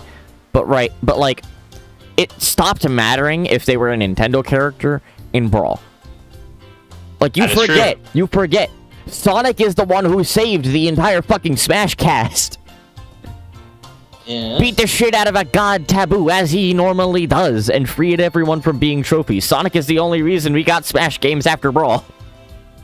Well, if we're talking the lore, if we're talking like actually gameplay, it's because people wouldn't shut the fuck up. Yeah, I know. Well, I mean, to be fair, that's the only reason we got Brawl in the first place, because Sakurai didn't even fucking know Smash Brawl was in development until it was announced. Yeah. He was like, wait, I'm sorry, what? He's like, I'm directing what now? To be fair, Kirby, I think, actually would have lived if Sonic didn't do anything. Oh yeah. No, he wouldn't. He was already a trophy, unfortunately. Yeah. No, he got turned back. No. Everyone became a trophy until Sonic showed up. Kirby came back because of his little DDD thing he had. Yeah, that's right. No, remember in the story, everyone gets turned into a trophy at first. Kirby gets unturned from a trophy, and he goes on and saves everybody again. And then Taboo is about to go turn everybody back into a trophy when Sonic shows up and says, I know, but the DDD things only worked once. Yeah. It wasn't a permanent thing. If Sonic wasn't there, well, they all would have been fucked. Yeah. But, you know, I don't know. I mean, to be completely fair, it is canon that Kirby is an Eldritch God. It's also canon that Sonic is repeatedly capable of defeating gods in his base form, so... That is true. Fuck you, yes, Kirby doesn't even have to hold a finger and he defeats those. Kirby doesn't what? Kirby doesn't even have to lift the finger and he can beat those fucking gods. You know Sonic beat Perfect Chaos in his base form in Generations. Hold on. I'm gonna repeat something that old man Stan Lee once said. You know who always wins the who's gonna win fights? Whoever the writer wants to win. It doesn't fucking matter. Whatever one's gonna make a better story. The words of Stan Lee, Excelsior! The world is a darker place without him. Which is why I say Kirby could, if Sonic wasn't able to make it in a brawl, Kirby would still be able to do something like he did. Oh, Kirby absolutely would have 100% done it, didn't it? Because Kirby is Sakurai's creation. No, exactly. Kirby wouldn't have survived though, because everyone was being turned into trophies. God damn it. Okay, I'm gonna derail this entire conversation because I went ahead and checked my Discords, as I do. And I checked the Half-Life 2 VR Discord. This mod has only been out for 3 days. If you want to sit this one out, somebody's already modding Halo into it. God damn. We're heading north. Already! Already! Fine. Let's get this over with. I'm literally... I'm scrolling down, right? Because, like, I'm on the HL modding part, because they're talking about, like, you know, adding all the new features, because already they have an entire mod pack for Half-Life 2 VR, with HD textures, more weapons, more, like, compatible, campaign mods that add more stuff to it. Like, already, they have, like, an entire GitHub VR Essentials link that, like, gives you everything you could want. Which is great, because one of the great things about Source 2 is the fact that it was modded to hell and back. The Stanley Parable, for instance. I actually played and beat the original Stanley Parable back when it was a Half-Life 2 mod. Like, that version is still up on ModDB. You can still install it, and you can still play it. Is it any different from the standalone game version? A little bit. The standalone game version is a lot more polished and has a lot less goof. The modded version, for some reason, you can load in the Half-Life 2 airboat and the Half-Life 2 car. So while the timer was counting down from 60 seconds, I've just spawned in a bunch of items and just dicked around like it was Gmod. Okay. But yeah, no, it's almost identical. Like it is shocking how identical it is. Again, it's all using Half-Life 2 assets and textures, so the standalone looks better. But it's what's it called? It's you know, yeah, it's better to play the newer one. But if you did want to go see what it was like originally, no, I mean, I know also like because there's the Ultra Deluxe Edition, but there was the original standalone game too. The original standalone game is what I'm referring to. Okay. So there is the OG one for Source. Then there's Stanley Parable, the official game that came out like in 2014. Because I remember all the Let's Players back then were playing it. I know early Markipliers was saying that. Early Markipliers. Early Markimoo. Early, yeah. Markipliers. Yeah. Yeah, I know his name is Markiplier, but Markiplier sounds. Hello, funny. everybody. My name is Markipliers. I still can't believe that his brother's been writing a furry webcomic for 15 years. And Markiplier shows up to the furry events to help his brother sign stuff. Why not, man? Yeah. Oh, that's a good brother. But, oh my god, Tom Fizbach, Mark's brother, has been writing a goddamn furry webcomic for 15 years. And? I just think that's crazy. What's funny is that I didn't even know for a while until I googled Two Kinds, which is the comic on YouTube, and found out, like, wait, Two Kinds with Markiplier. Click. Hello everybody, my name is Markiplier, and here with my brother Tom of Two Kinds. Like, wait, what? He left the planet. I'm sorry. What? Bad news. Probably about to get worse. Whatever. Just get anyway. the one-way ticket home, courtesy of the 100 Hope Punch. I have done all the work stuff I need to do for tonight. On the other side. Which Big is said, why let's make like math tutors and divide their numbers. That... Like, listen, man, alright? I unironically enjoy math. After, like, getting a good teacher, it was actually one of my favorite subjects. But, like, for fuck's sake, that's just cringe. That's worse than the I over 8 joke. And that joke is everywhere. Every math teacher teaches. Wait, are those the enemies from Freedom Planet 1? Yep. And Lilac Oh, wow. actually commented on them because Brevin supposedly left the planet. So the fact that these guys are here is a problem. Oh wow, yeah, this is 100% just like all the old assets from Freedom Planet 1. That's cool. I still haven't beaten Freedom Planet 1. That's a problem. Yeah. I can't remember why. I think I just got distracted and never picked it back up. I beat it on insane mode, or hard mode. That's what it was called. Cool.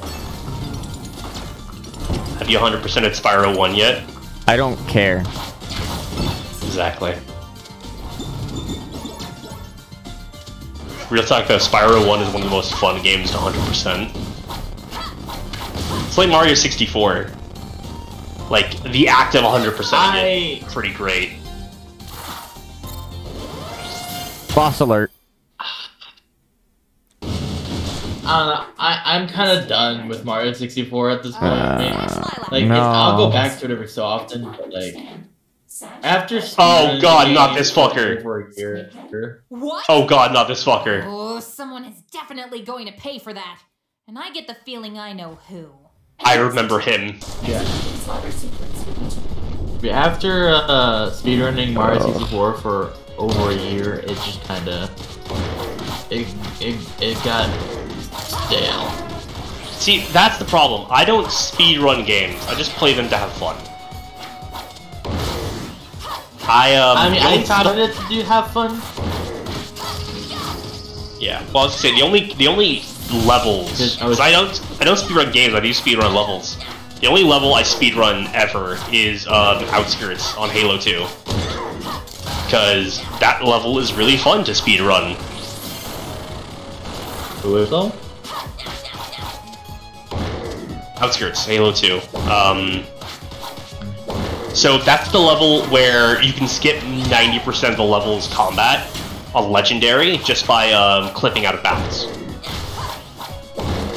And it's completely desired to do that by the developers because they literally put an energy sword up there as well as one of the skulls. Like, it is a viable, dev-approved path.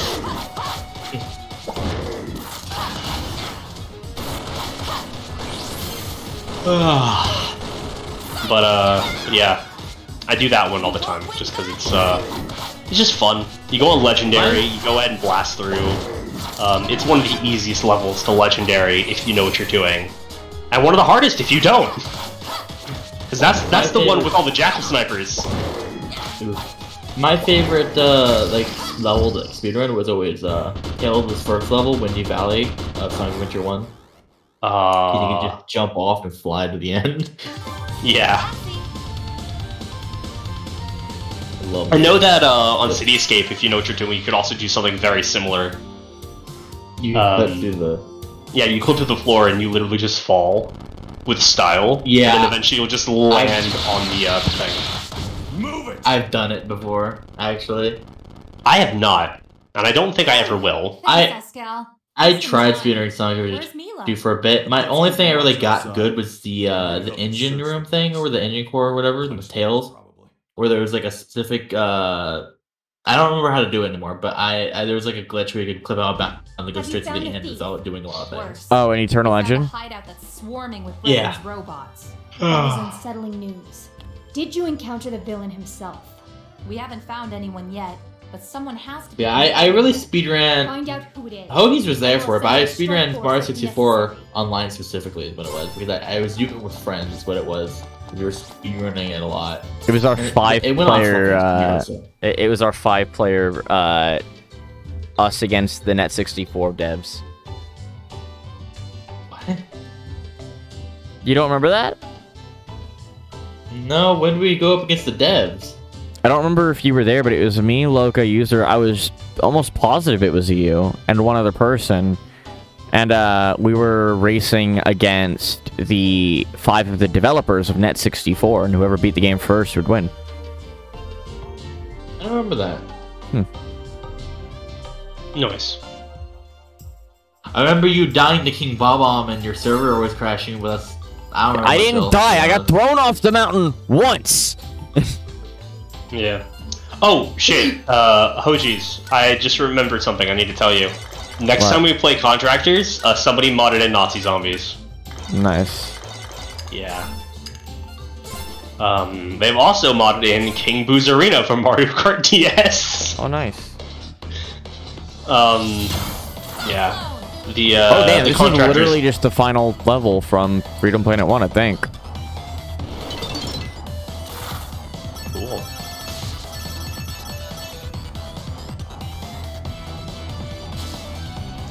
Ugh.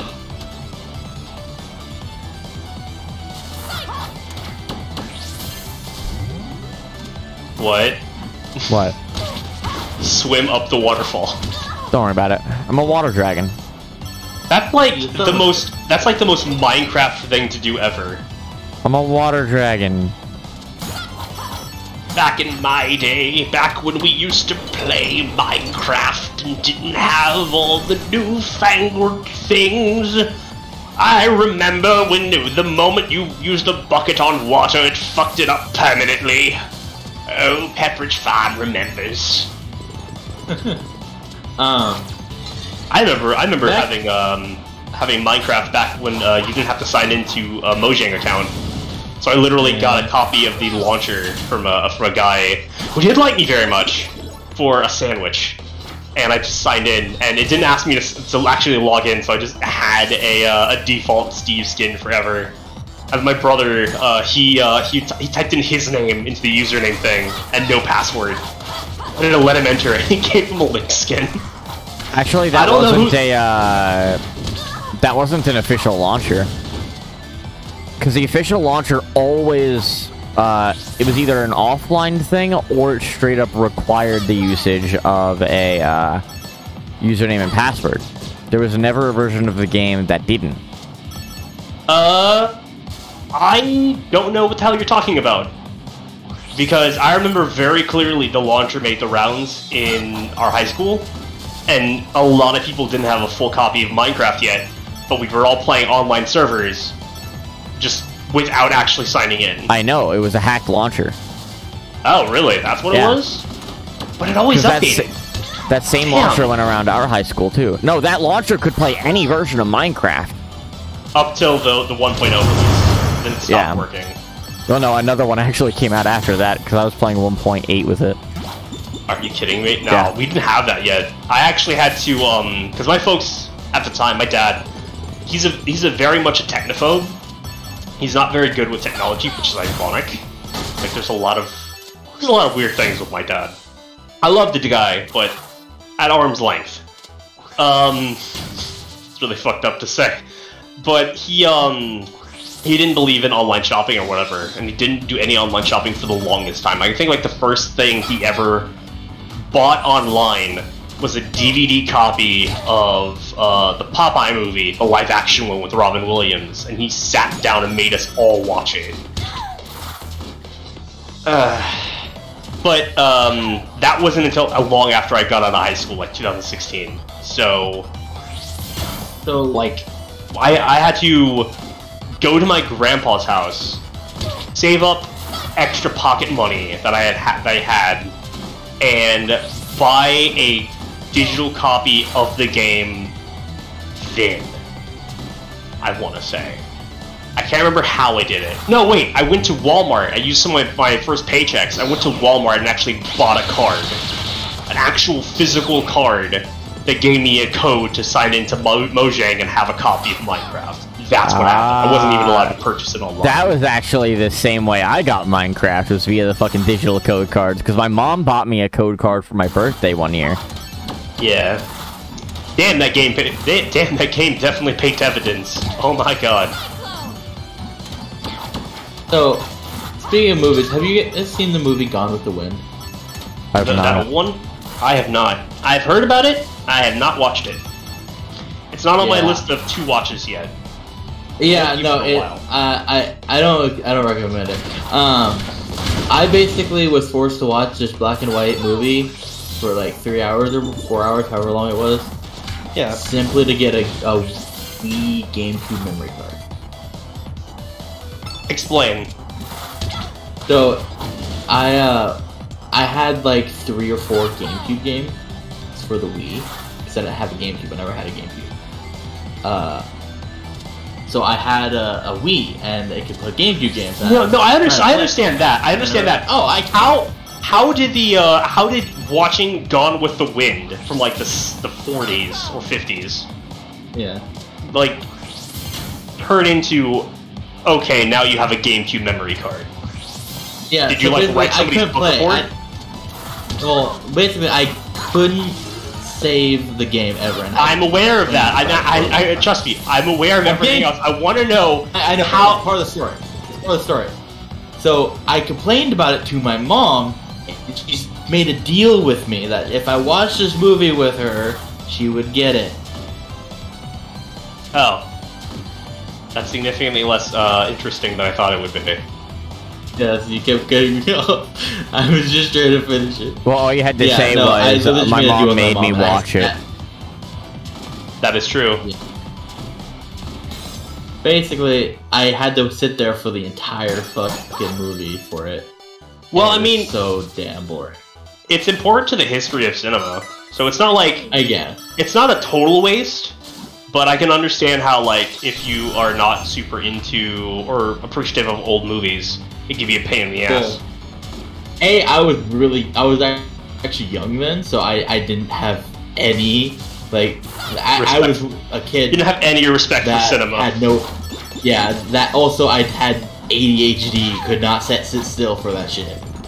But I also just don't watch movies ever, even now. So oh yeah, I don't watch a lot of movies either, unless like they are like friends recommend it to me, or I'm I don't know. I just don't watch it as much.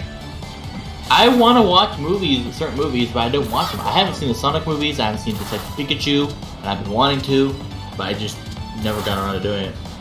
I haven't watched Detective Pikachu either. Sonic movie, 100%. I've watched that. It's surprisingly good.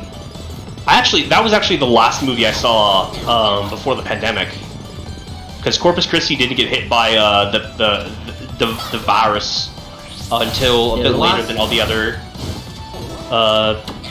cities. Corpus. I used to live in Corpus Christi in Texas. The last movie I watched was the Broly movie for Dragon Ball, and that was on my computer. Broly. Well, no, I'm talking about back during the pandemic. I've watched movies since then. Like I said, I literally just watched. That is literally the last movie I've seen. Yeah. I did watch the 15th anniversary Transformers movie, mostly just because, like, again, it's the 15th anniversary. I was just about to enter middle school when the original Transformers live-action movie came out. And I thought it was so fucking cool, because I was the perfect age for it. The Bayformers movies are awful, but if you are a little kid, or somebody that's about to become a teenager, they are absolutely incredible. It all requires you not to be smart, and not to care about glaring issues. For context, when I was in middle school, I also watched the Dragon Ball live-action movie, and I thought it was the best thing ever. I had no taste back then. Absolutely not. No tastes.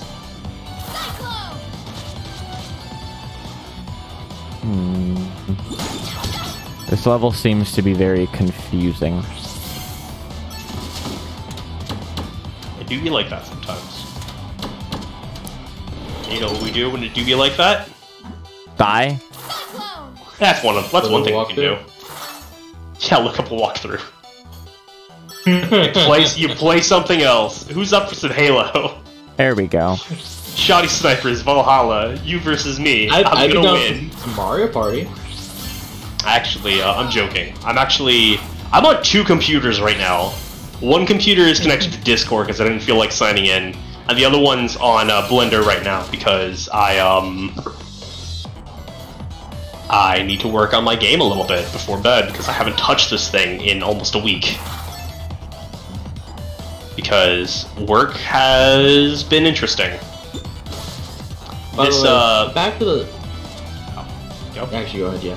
I was gonna say, this Wednesday, I have a new position at my job, and I needed to get ready, and I am. But the downside to that is I haven't had a lot of personal time to myself to just kind of do goofy shit. I have a new friend coming over this weekend, so that's something that's exciting to look forward to, but outside of that, I've been, like, literally until about 2 minutes ago, I was on Code Academy brushing up on my coding skills for this job. Yay. Why is it a spider? Why is it a spider? Oh my god, this sucks. Why is it a spider? Are you afraid of spiders? A little bit. That's fair. Oh, that reminds me. I was watching the new Captain Sparkle series. What one? Modded Survival. We need to install all of those mods into the Fireteam Gamma server. All of them. Every single one. You do realize if I run with literally any mods, it's just gonna break all of our performance, right? That is a risk I'm willing to take. Is it a risk everyone else is willing to take? Doesn't matter. It better be. I'm kidding. I'm kidding. If that's how it's gonna be, then don't worry about it. But, like, I'm not talking about the shaders and stuff. I want to make that clear. I'm running shaders. Well, shaders are very much a client-side thing, but the mod, all of that stuff would have to be run on the server. Yeah. So it'd probably be better to hold off until I can get a dedicated system for it, like a Raspberry Pi. Yeah, well, the Raspberry Pi is 100% not going to be able to run that. Yeah, well, most Raspberry Pis have 6 gigabytes of RAM. A Minecraft server only needs like 3 or 4. Or at least a modded Minecraft server. Yeah. Okay. Yeah, I don't know. I might be misremembering, because I know during college, my buddy Mike, he actually had a Minecraft server for all of us. The Fireteam Gamma server, I'm currently running with only 2 gigs of RAM. Oh, wow, really? Yep. Wow, so it is 100% just like the server we had back in college. Because he was doing it on a Raspberry Pi 3 with 2 gigs of RAM.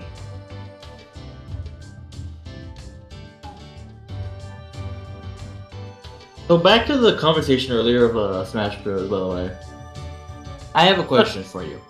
Okay. No, but thank you for asking. Okay.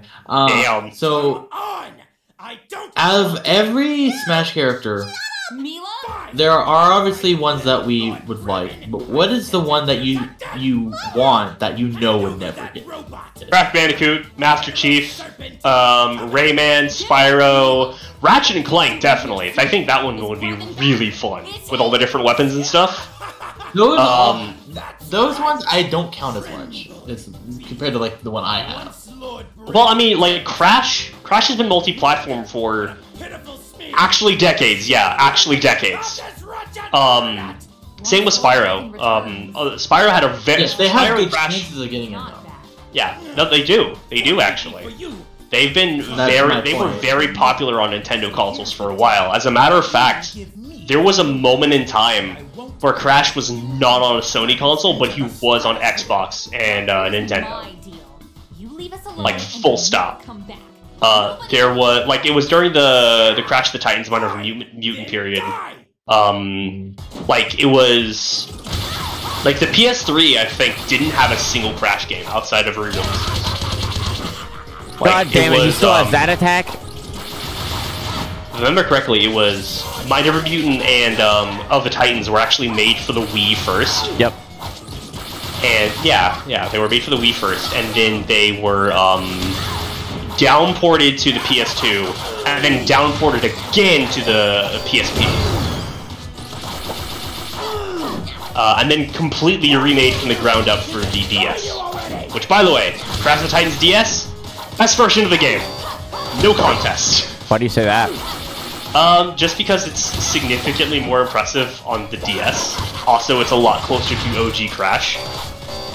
Like, so the, what's it called? The game on, oh my god, the Snake Guy's still alive? Yeah, and apparently I'm beating the shit out of him. Okay. So yeah, back on the DS thing. He said, I surrender, fooled you. I surrender, fooled you, dead.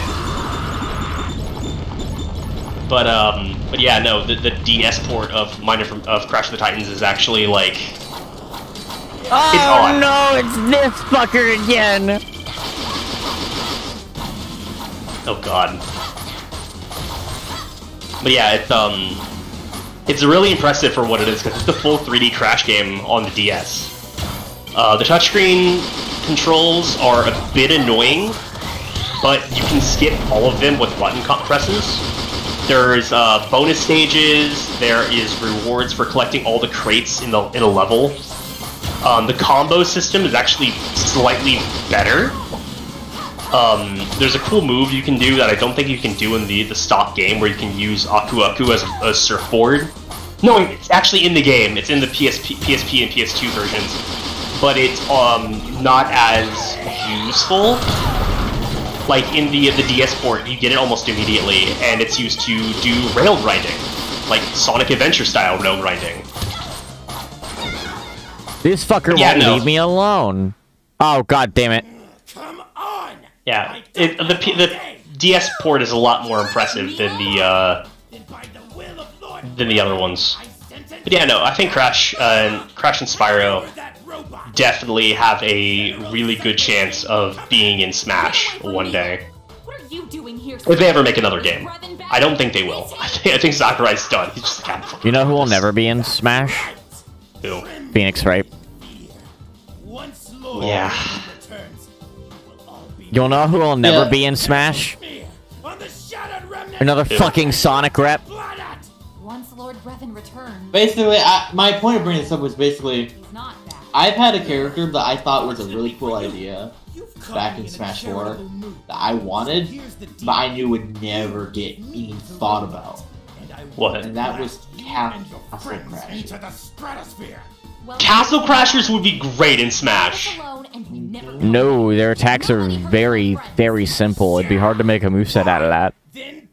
What do you mean? All their specials would be their magic stuff. There.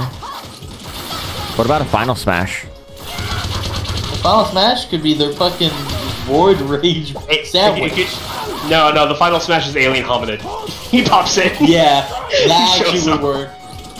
No, it's Eagle Raptor. Eagle Raptor shows out. This game needs Eagle Raptor.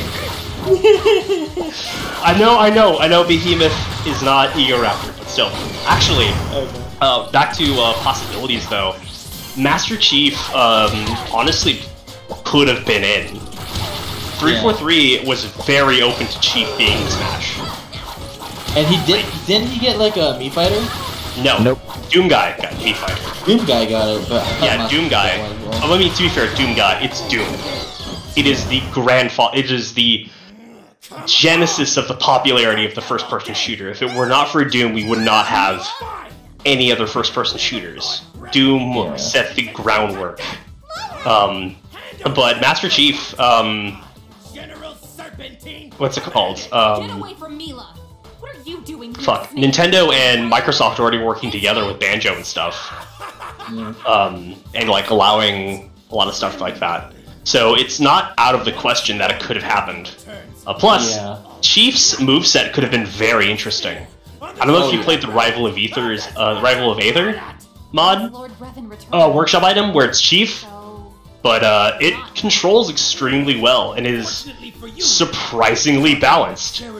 Like, in a way that I legit, it took me back because I was like, wow, this actually works. Characters, like I said earlier, for like the Sonic characters stuff, Eggman and Tails would be two of my top picks. But one character I would love to see in Smash that was like another character rep thing was fucking Zero. I would love to see Zero. He was a Mii Fighter, which means he's never gonna be an actual playable character. I know. Honestly though, and the same thing happened to Doom Guy, although with Doom Guy, I don't know if you ever saw the memes with Isabelle and Doom Guy, but thanks to those, Doom Guy becoming a Mii Fighter was like way more bittersweet. Yeah. I don't know if you saw the comic, it was like Isabelle, it's Doom Guy showing up, and he's like wondering why he's a Mii Fighter, and he looks down, like they're consoling him, like, oh yeah, maybe she didn't know, and it's like a letter from Isabelle to Doom Guy, like, I got you in! I got you in! I don't know. I think that's cute, and also very sad. Yeah. I have seen that, but I was my first thought was when you said a comic like that was basically Doom Guy and Isabelle both like seeing an invitation to Smash, but there's only one, so Doom Guy gives it to Isabelle. Yeah. Surrender. Well, that there was attack. There was a similar one for Waluigi. Somebody did a full-on animation during Brawl, and he's like, "Whoa!" Like there was only one invitation available, and Wario was gonna give it to Waluigi, and Waluigi just straight up gave it to Wario and said, "No, it's yours." Yeah. I don't know. I've seen that actually. I think. I know Waluigi was a big meme. I do think he would have been a really interesting fighter, and everyone would have loved it if he was. Oh yeah, no doubt, but. Oh again, my god, that was almost my entire health bar. They had to go ahead and they had to pick their battles, and they chose not to include Waluigi. Yeah. Which, I mean, to be fair, makes total sense. Waluigi was a meme. Yeah. a good meme, and everyone was, you know, giggling at the meme, but like he was just the one that needed to be fit the puzzle, is what it was in my eyes. Oh yeah, because Wario. See, it wasn't even that, right? Like, fucking Sakurai said he wanted another Mario character, but he specifically wanted a villain. Okay, why not fucking Waluigi? Why'd you use a goddamn plant? Yeah. To be completely fair, though, the plant thing did pay off whenever he did Sans in Smash. That did pay off in my eyes. How? Because the plant guy was a stand-in for Flowey. Remember during Sans reveal, they showed Sans fighting other both villagers in costumes very similar to the different things for like Frisk and Kara. Yeah. And then Flowey was represented by Piranha Plant. So I mean, on one hand, it's very sad, but on the other hand, like that little bit. I still think it's funny. Like, correct me if I'm wrong, but doesn't the story go that like the reason Sans is in Smash is because Toby Fox went to Sakurai's house and beat him in Smash Brothers? Yeah. Yeah, that's what I heard. That's how the story goes. Toby was like, no, you don't understand. My characters are gonna be in Smash. Yeah, no, basically, Toby went to Sakurai's house, and their wager was, if Sakurai won, he got to design a character for Deltarune. If Toby won, he got to design a character for Smash. Are you kidding me? That's what was on the ballot? Oh my god. That's right. I mean, that actually does sound like Toby Fox. To be real, it does sound like Toby. I'll be nothing but a pitiful smear on the shattered remnants. I feel like Toby got gypped, though. He's like, I get to design a character for Smash, right? Yeah, sure. I mean, it's a fucking Mii fighter. to be completely fair, that also was 100% like in line with how Sans would react. I mean, to be fair, even if Sakurai did get to design a character for Deltarune, it would have been like a fucking background character, if anything. Yeah. But you know that would have been a really popular character as well. Oh yeah, it would have been the next Tumblr section. It literally just would have been a fucking Kirby. It would have been Kirby. Kirby is an Undertale now. Congratulations. Kirby and Undertale. Kirby's an Undertale. Kirby just becomes the final boss of Deltarune. Oh my god. Yeah.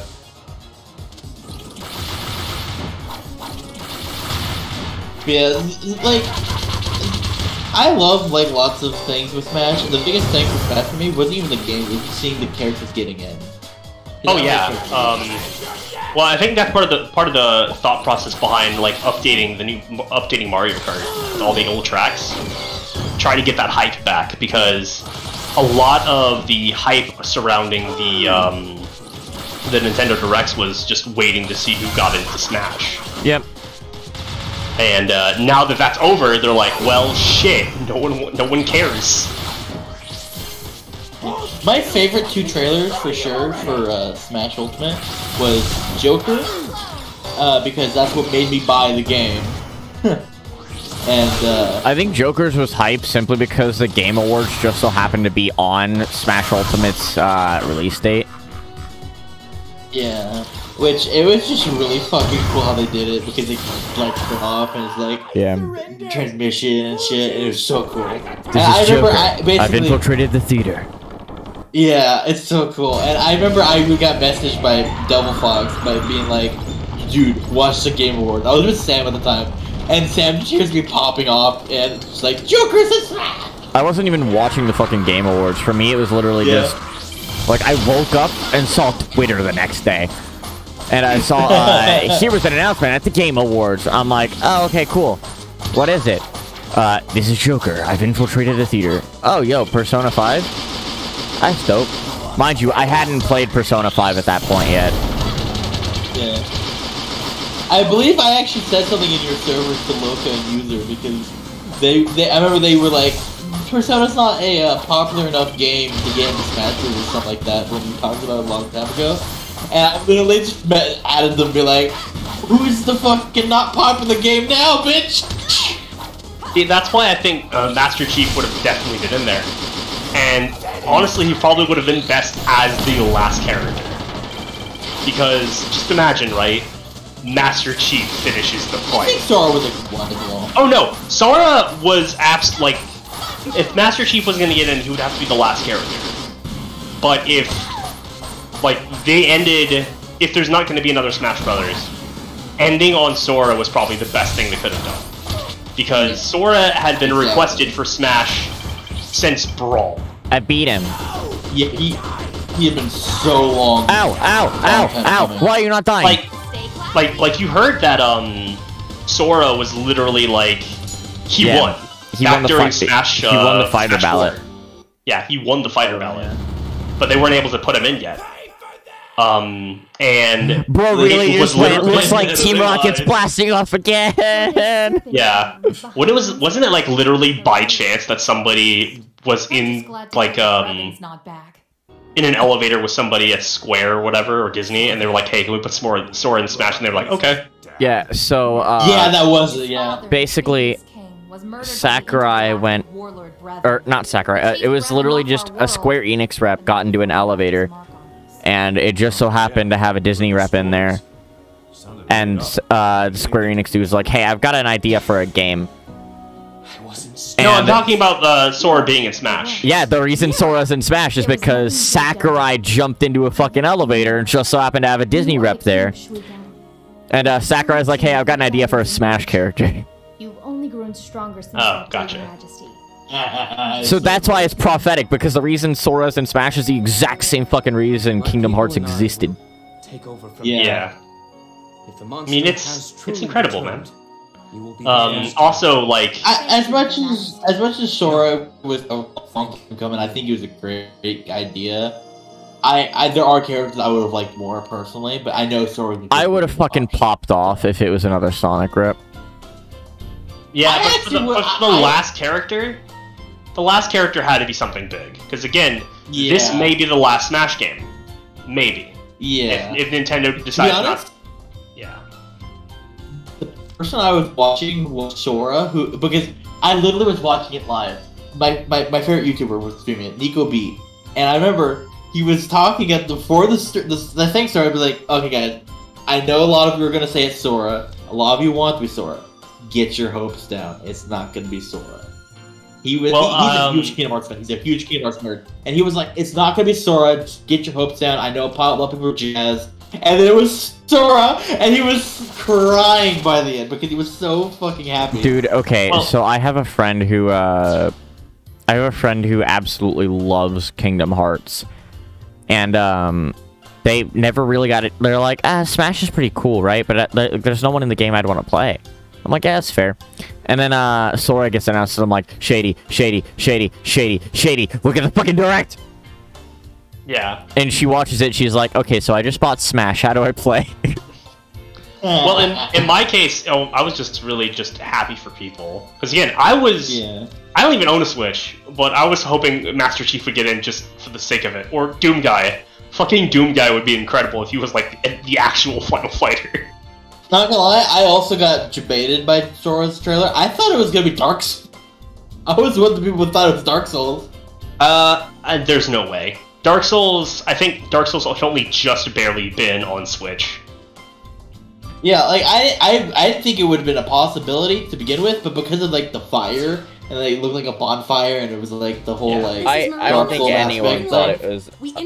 I heard very few people thinking it was a bonfire. Mayor Zhao has been kidnapped. I mean, I saw the reactions, and people in the reactions were saying it, but, I only saw 2 reactions. God fucking damn it. The mayor's been kidnapped.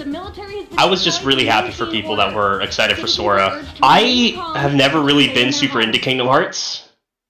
I played like a little bit of Kingdom Hearts 1 and 2, and I have the PSP game on my my PSP emulator right now, and I have played it, and I do enjoy it, but I also beat Dream Drop Distance, but that's because of the Tron Legacy level, which is no good. God damn it, the mayor's been kidnapped. Fish Lady! How I've longed to see that look in I like, you know, it's not a bad game, but That's gameplay-wise, it's great, but story-wise, I just can't. I just can't take it seriously. Its story is great, but it's really gameplay-wise. I got into it very late. I have 100% 1 and 2, so. I have only really gotten close to beating Dream Drop Distance. I never actually beat it. I'd laugh if it weren't such sad irony. I got close to beating it. Like I got to the part where you're fighting the final boss, but have you ever wondered? The final boss is Riku, because I guess I prefer Riku over Sora. I don't know. I just think Riku is more fun. The final boss as final boss as Riku is a fucking nightmare. Because the final boss, what he can do is he can literally go ahead and like, there's an attack the final boss as Riku can do, where it literally takes away like your entire health bar. Like from full health to no health, almost immediately. I'd like to have yeah, that sounds like fucking shit that Lingering Will could fucking do in Kingdom Hearts 2, which I still can't beat. Yeah, because like what he does is he takes all of your health and he knocks it off as health pickups. But immediately afterwards, he can. There's a chance he can do this attack where it does like 1 health, like it's a dash attack, like it closes the gap almost immediately. And if you know RNGesus hates you today, then you're fucked because it'll suck all your health out. You're stuck. Yeah, you're stuck in place. And then as the health disappears, it says, "Okay, now eat shit and die." Something crucial to the operation of this. Second chance and stuff like that, or good abilities for that kind of stuff. Yeah, I didn't have that one. Yeah. Dream Drop Distance, I spent a lot more time focusing on my bootleg Pokemon than actually looking at it. I fucking loved that, alright? I would kill for a Pokemon game where it's like a hack and slash, but you also have your Pokemon next to you. Perhaps there's a like Pokemon like that. Yeah, I thought that was so fucking cool. Because, like... Well, I mean, it was. I liked Pokemon. Like, don't get me wrong, I liked Pokemon Me, but the fact they made it a thing where it would affect battles and make it just OP as fuck, and also how to evolve Sylveon, I hated it. A fair enough distraction. Yeah. We must buy as much time like as I would have loved it otherwise if it was like we need to find a way inside just that. Draw attention. Because I love the whole aspect of you get to pet your Pokemon and play with them. That's really cool and cute. Well, but I mean that makes sense for Sylveon because Sylveon Captain Kalau. I know it makes sense, but at the same time, the fact that it was required, so now Sylveon always got boosted experience. Well, yeah. Again, it totally makes sense. You have this feature now. Because before, friendship with Pokemon was kind of like a weird, arbitrary thing that you had a rough time, like, explaining like, gameplay-wise. Because it was like, okay, so your Pokemon doesn't fucking die. Oh, cool, you're best friends now. Yay. And it's just like, oh, that's it? Yeah, and now you have this feature where it's literally like, okay, play with them. You know? Make them enjoy your company outside of just, oh yeah, we're gonna go ahead and fight some dudes today. Well, no, it's the thing is, friendship is still there. That is happiness. There's two different things. Yeah. Well, isn't Umbreon happiness and Sylveon like love or something? No. So they ended up combining them since Gen 8 Sword and Shield. It's combined now. So Espeon, a Pokemon will evolve. God, my brain. So, an Eevee will evolve into Espeon or Umbreon if it has high enough friendship at day or night, when it levels up at day or night, respectively. So, if it's daytime and it has a high friendship level, next time it levels up, it'll evolve into Espeon. If it's nighttime, it'll be Umbreon. However, if it has a high enough friendship and it knows a Fairy-type move at all, and it levels up, it'll become Sylveon. So if it doesn't have a Fairy-type move, it's daytime, it has high friendship, next time it levels up, Espeon. If it has a Fairy-type move at all, it'll be Sylveon, guaranteed.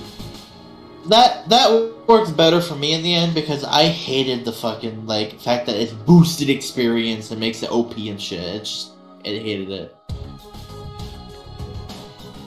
Well, the friendship mechanic is still there, technically. The more battles you win with the Pokemon, the higher its friendship will go. And the more XP it'll get as a result. And a Pokemon can lose friendship by either fainting or being put in a box for an extended period of time. Like, we're talking a couple weeks. We're talking, like, a couple weeks. But it doesn't go down by a lot by sitting in a box. It just, like, maybe 1 point every week or so. I don't think the box thing is actually a true thing. Because it is. Pokemon in the... I guess. It doesn't go down by a lot, and it does take a very long time for it to be noticeable, but... I've had Pokemon in the box for years, and they still have max friendship. What game? That's the thing. Sword and Shield. That's maybe it can't go beyond a certain friendship level. Like, if you're close to the next level, but not there yet, then it can go down. But, like, once you reach a max friendship, it can't go down anymore. Unless you lose a battle? I don't know. And max friendship is just a cult. It just worships you at this point. Max friendship gets you a badge. Max friendship gets that Pokemon a badge. Oh, actually, that makes sense. If they're at max friendship and they've got the badge, I don't think their friendship can go any lower. Because I don't even think if they lose battles, they can lose friendship at that point. What was I gonna say? With the, back to the whole Smash Bros. And Sora stuff. I did actually enjoy Sora. But my favorite out of all these Smash reveal trailers, I did say Joker was one of them out of the two, but I didn't say the other one. The other one, my favorite one of all, is Sephiroth. I'm not a Final Fantasy nerd. Mario died! I fucking love Sephiroth's fucking trailer. It was so damn good. Dude, Mario literally fucking died. Got stabbed. Yeah. Okay, so, like... Oh yeah, Mario didn't die. He got... You know, the sword stuck to his overalls. But the fact they allowed that shot at all. Yeah. They also had one where he was about to do it on Zelda 2 in gameplay, which was a spoiler for Aerith. Oh, yeah, the fucking... The Zelda, and he did his Gates of Hell attack right next to her. What the fuck, man? Dude, I love Sephiroth. That's just mean. The whole fucking like slash fucking food thing, it splits even and it's just like falling apart. And I'm like, what the fuck? And then the music, the fucking music just kicks in. Everybody was just like, oh my god, and orgasms everywhere. Yeah, it just fucking Sephiroth. See, that's I mentioned this I think in private, but I haven't said it. I don't think you've heard it, Echo, but I actually had an idea for what if Master Chief was ever going to be added to Smash, what his would be, and it would be something very similar. It would be Fox. Okay, no, it's a Sora trailer, right? Sora comes through the gate, does his whole little pose and everything, but right before he gets his splash screen, Master Chief puts a bullet through his head and just walks out of the shadows.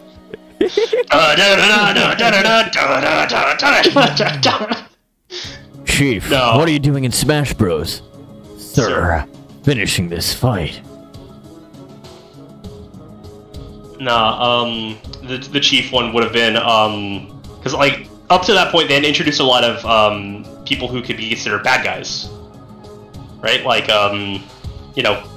King K. Rool. Yeah, King K. Rool, Sephiroth. Sephiroth.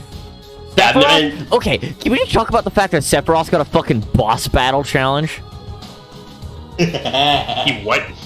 Sephiroth, when he was announced, he was announced alongside a, quote, boss battle challenge.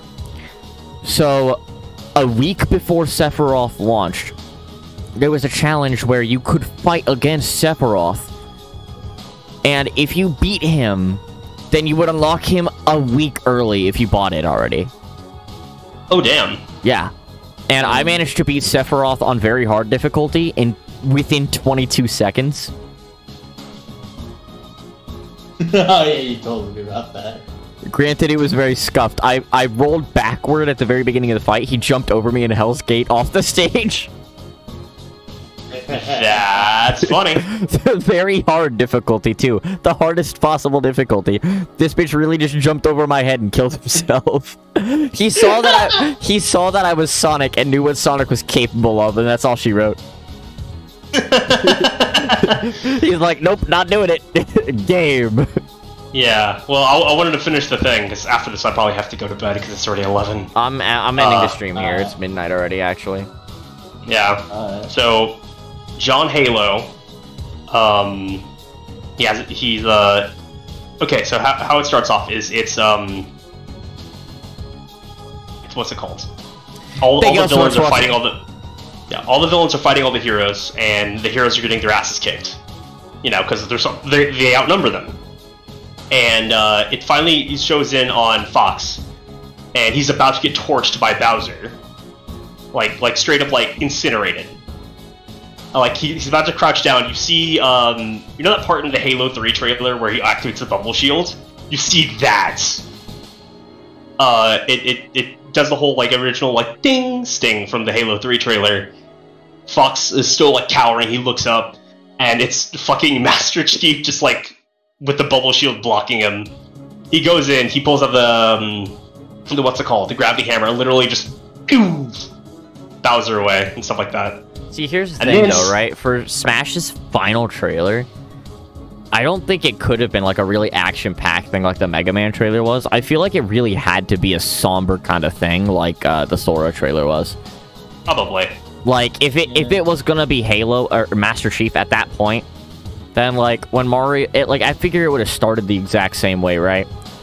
But, when Mario picks up the fire, rather than throwing it, he just picks it up and you hear the activation of an energy sword or something. Well, I was about to get to that, Master Chief kind of just walks out from in front of him. Yeah. Well, I was about to get to that, because Master Chief would not be the only character. Sephiroth would have then absolutely gone to, like, you know, gut Chief with the sword. Fucking Arbiter with his energy sword blocking it. Nah, I feel like just all of them would have walked out of the shadows toward Mario at that point. Yeah. I don't know. I like the idea of like it being, because there would have been 4 characters you could have played as. 5. Sorry, 5.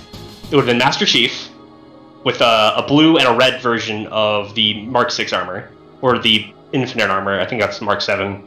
Mark 6B? I don't know, dude. It's Mark 6 something. Because Chief's armor is weird. It's always been weird. It's always going to be weird. So, a red and a blue one of that. And then it would have been an ODST, which would have been Buck. It would have been motherfucking Sergeant Johnson. Johnson would have been in there. And absolutely would have said, oh, I know what the ladies like. With a rocket launcher, showing off the rocket launcher move. The Arbiter, Shipmaster, you know, the Sir Halfjaw from Halo 2 and 3. And I want to say one more Elite of a different color. And then it finally would have faded out, and it would have gone back on the red one and the blue one. And it's like, well, Caboose, we made it to Smash Brothers. No, I feel like it would have just been the red and blue alts just being like, you ever wonder why we're here? Nah, I think it would have been significantly funnier and way more of like a curveball if it was Sarge and Caboose. And it's like, well, Caboose, we made it. We were in Smash Brothers. I feel like it would have been way funnier if it was just, hey, yeah, you ever wonder why we're here? You mean in Smash Bros? What's a Smash Brother? What's a Smash Bro?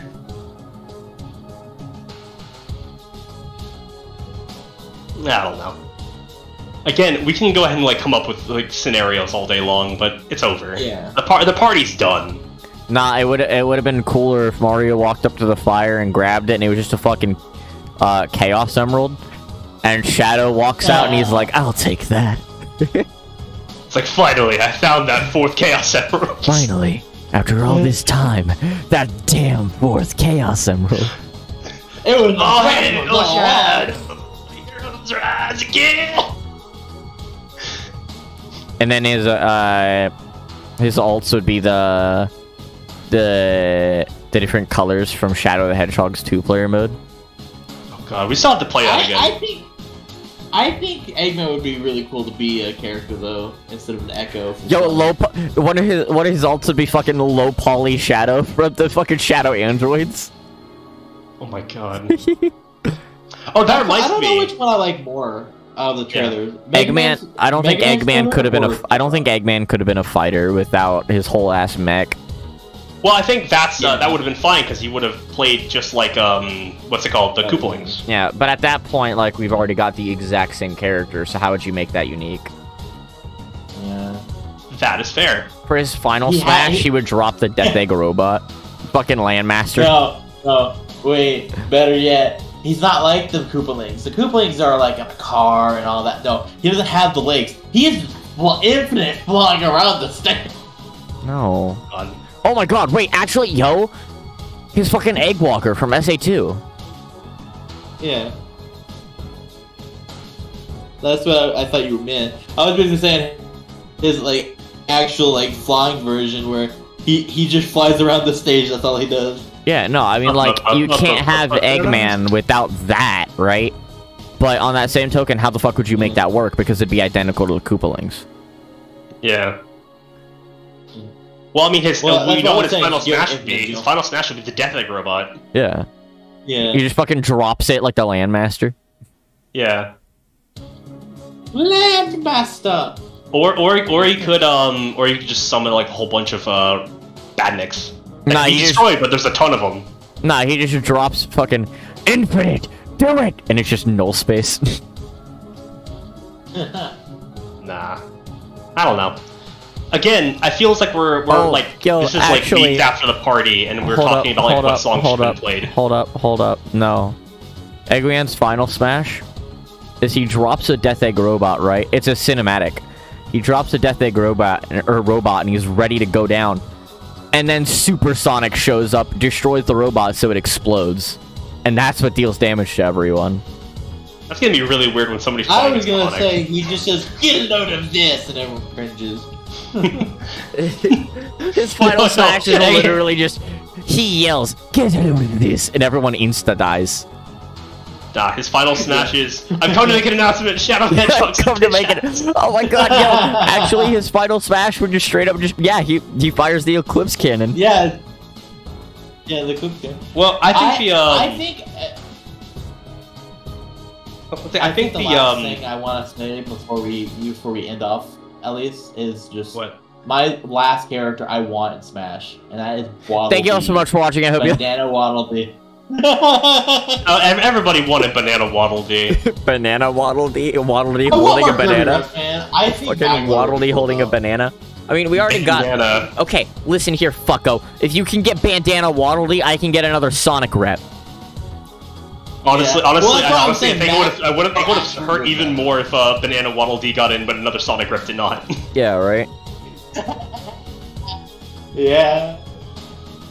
I think actually no, you know what would have sucked? A better candidate would be Magdalene. You know what would have sucked though?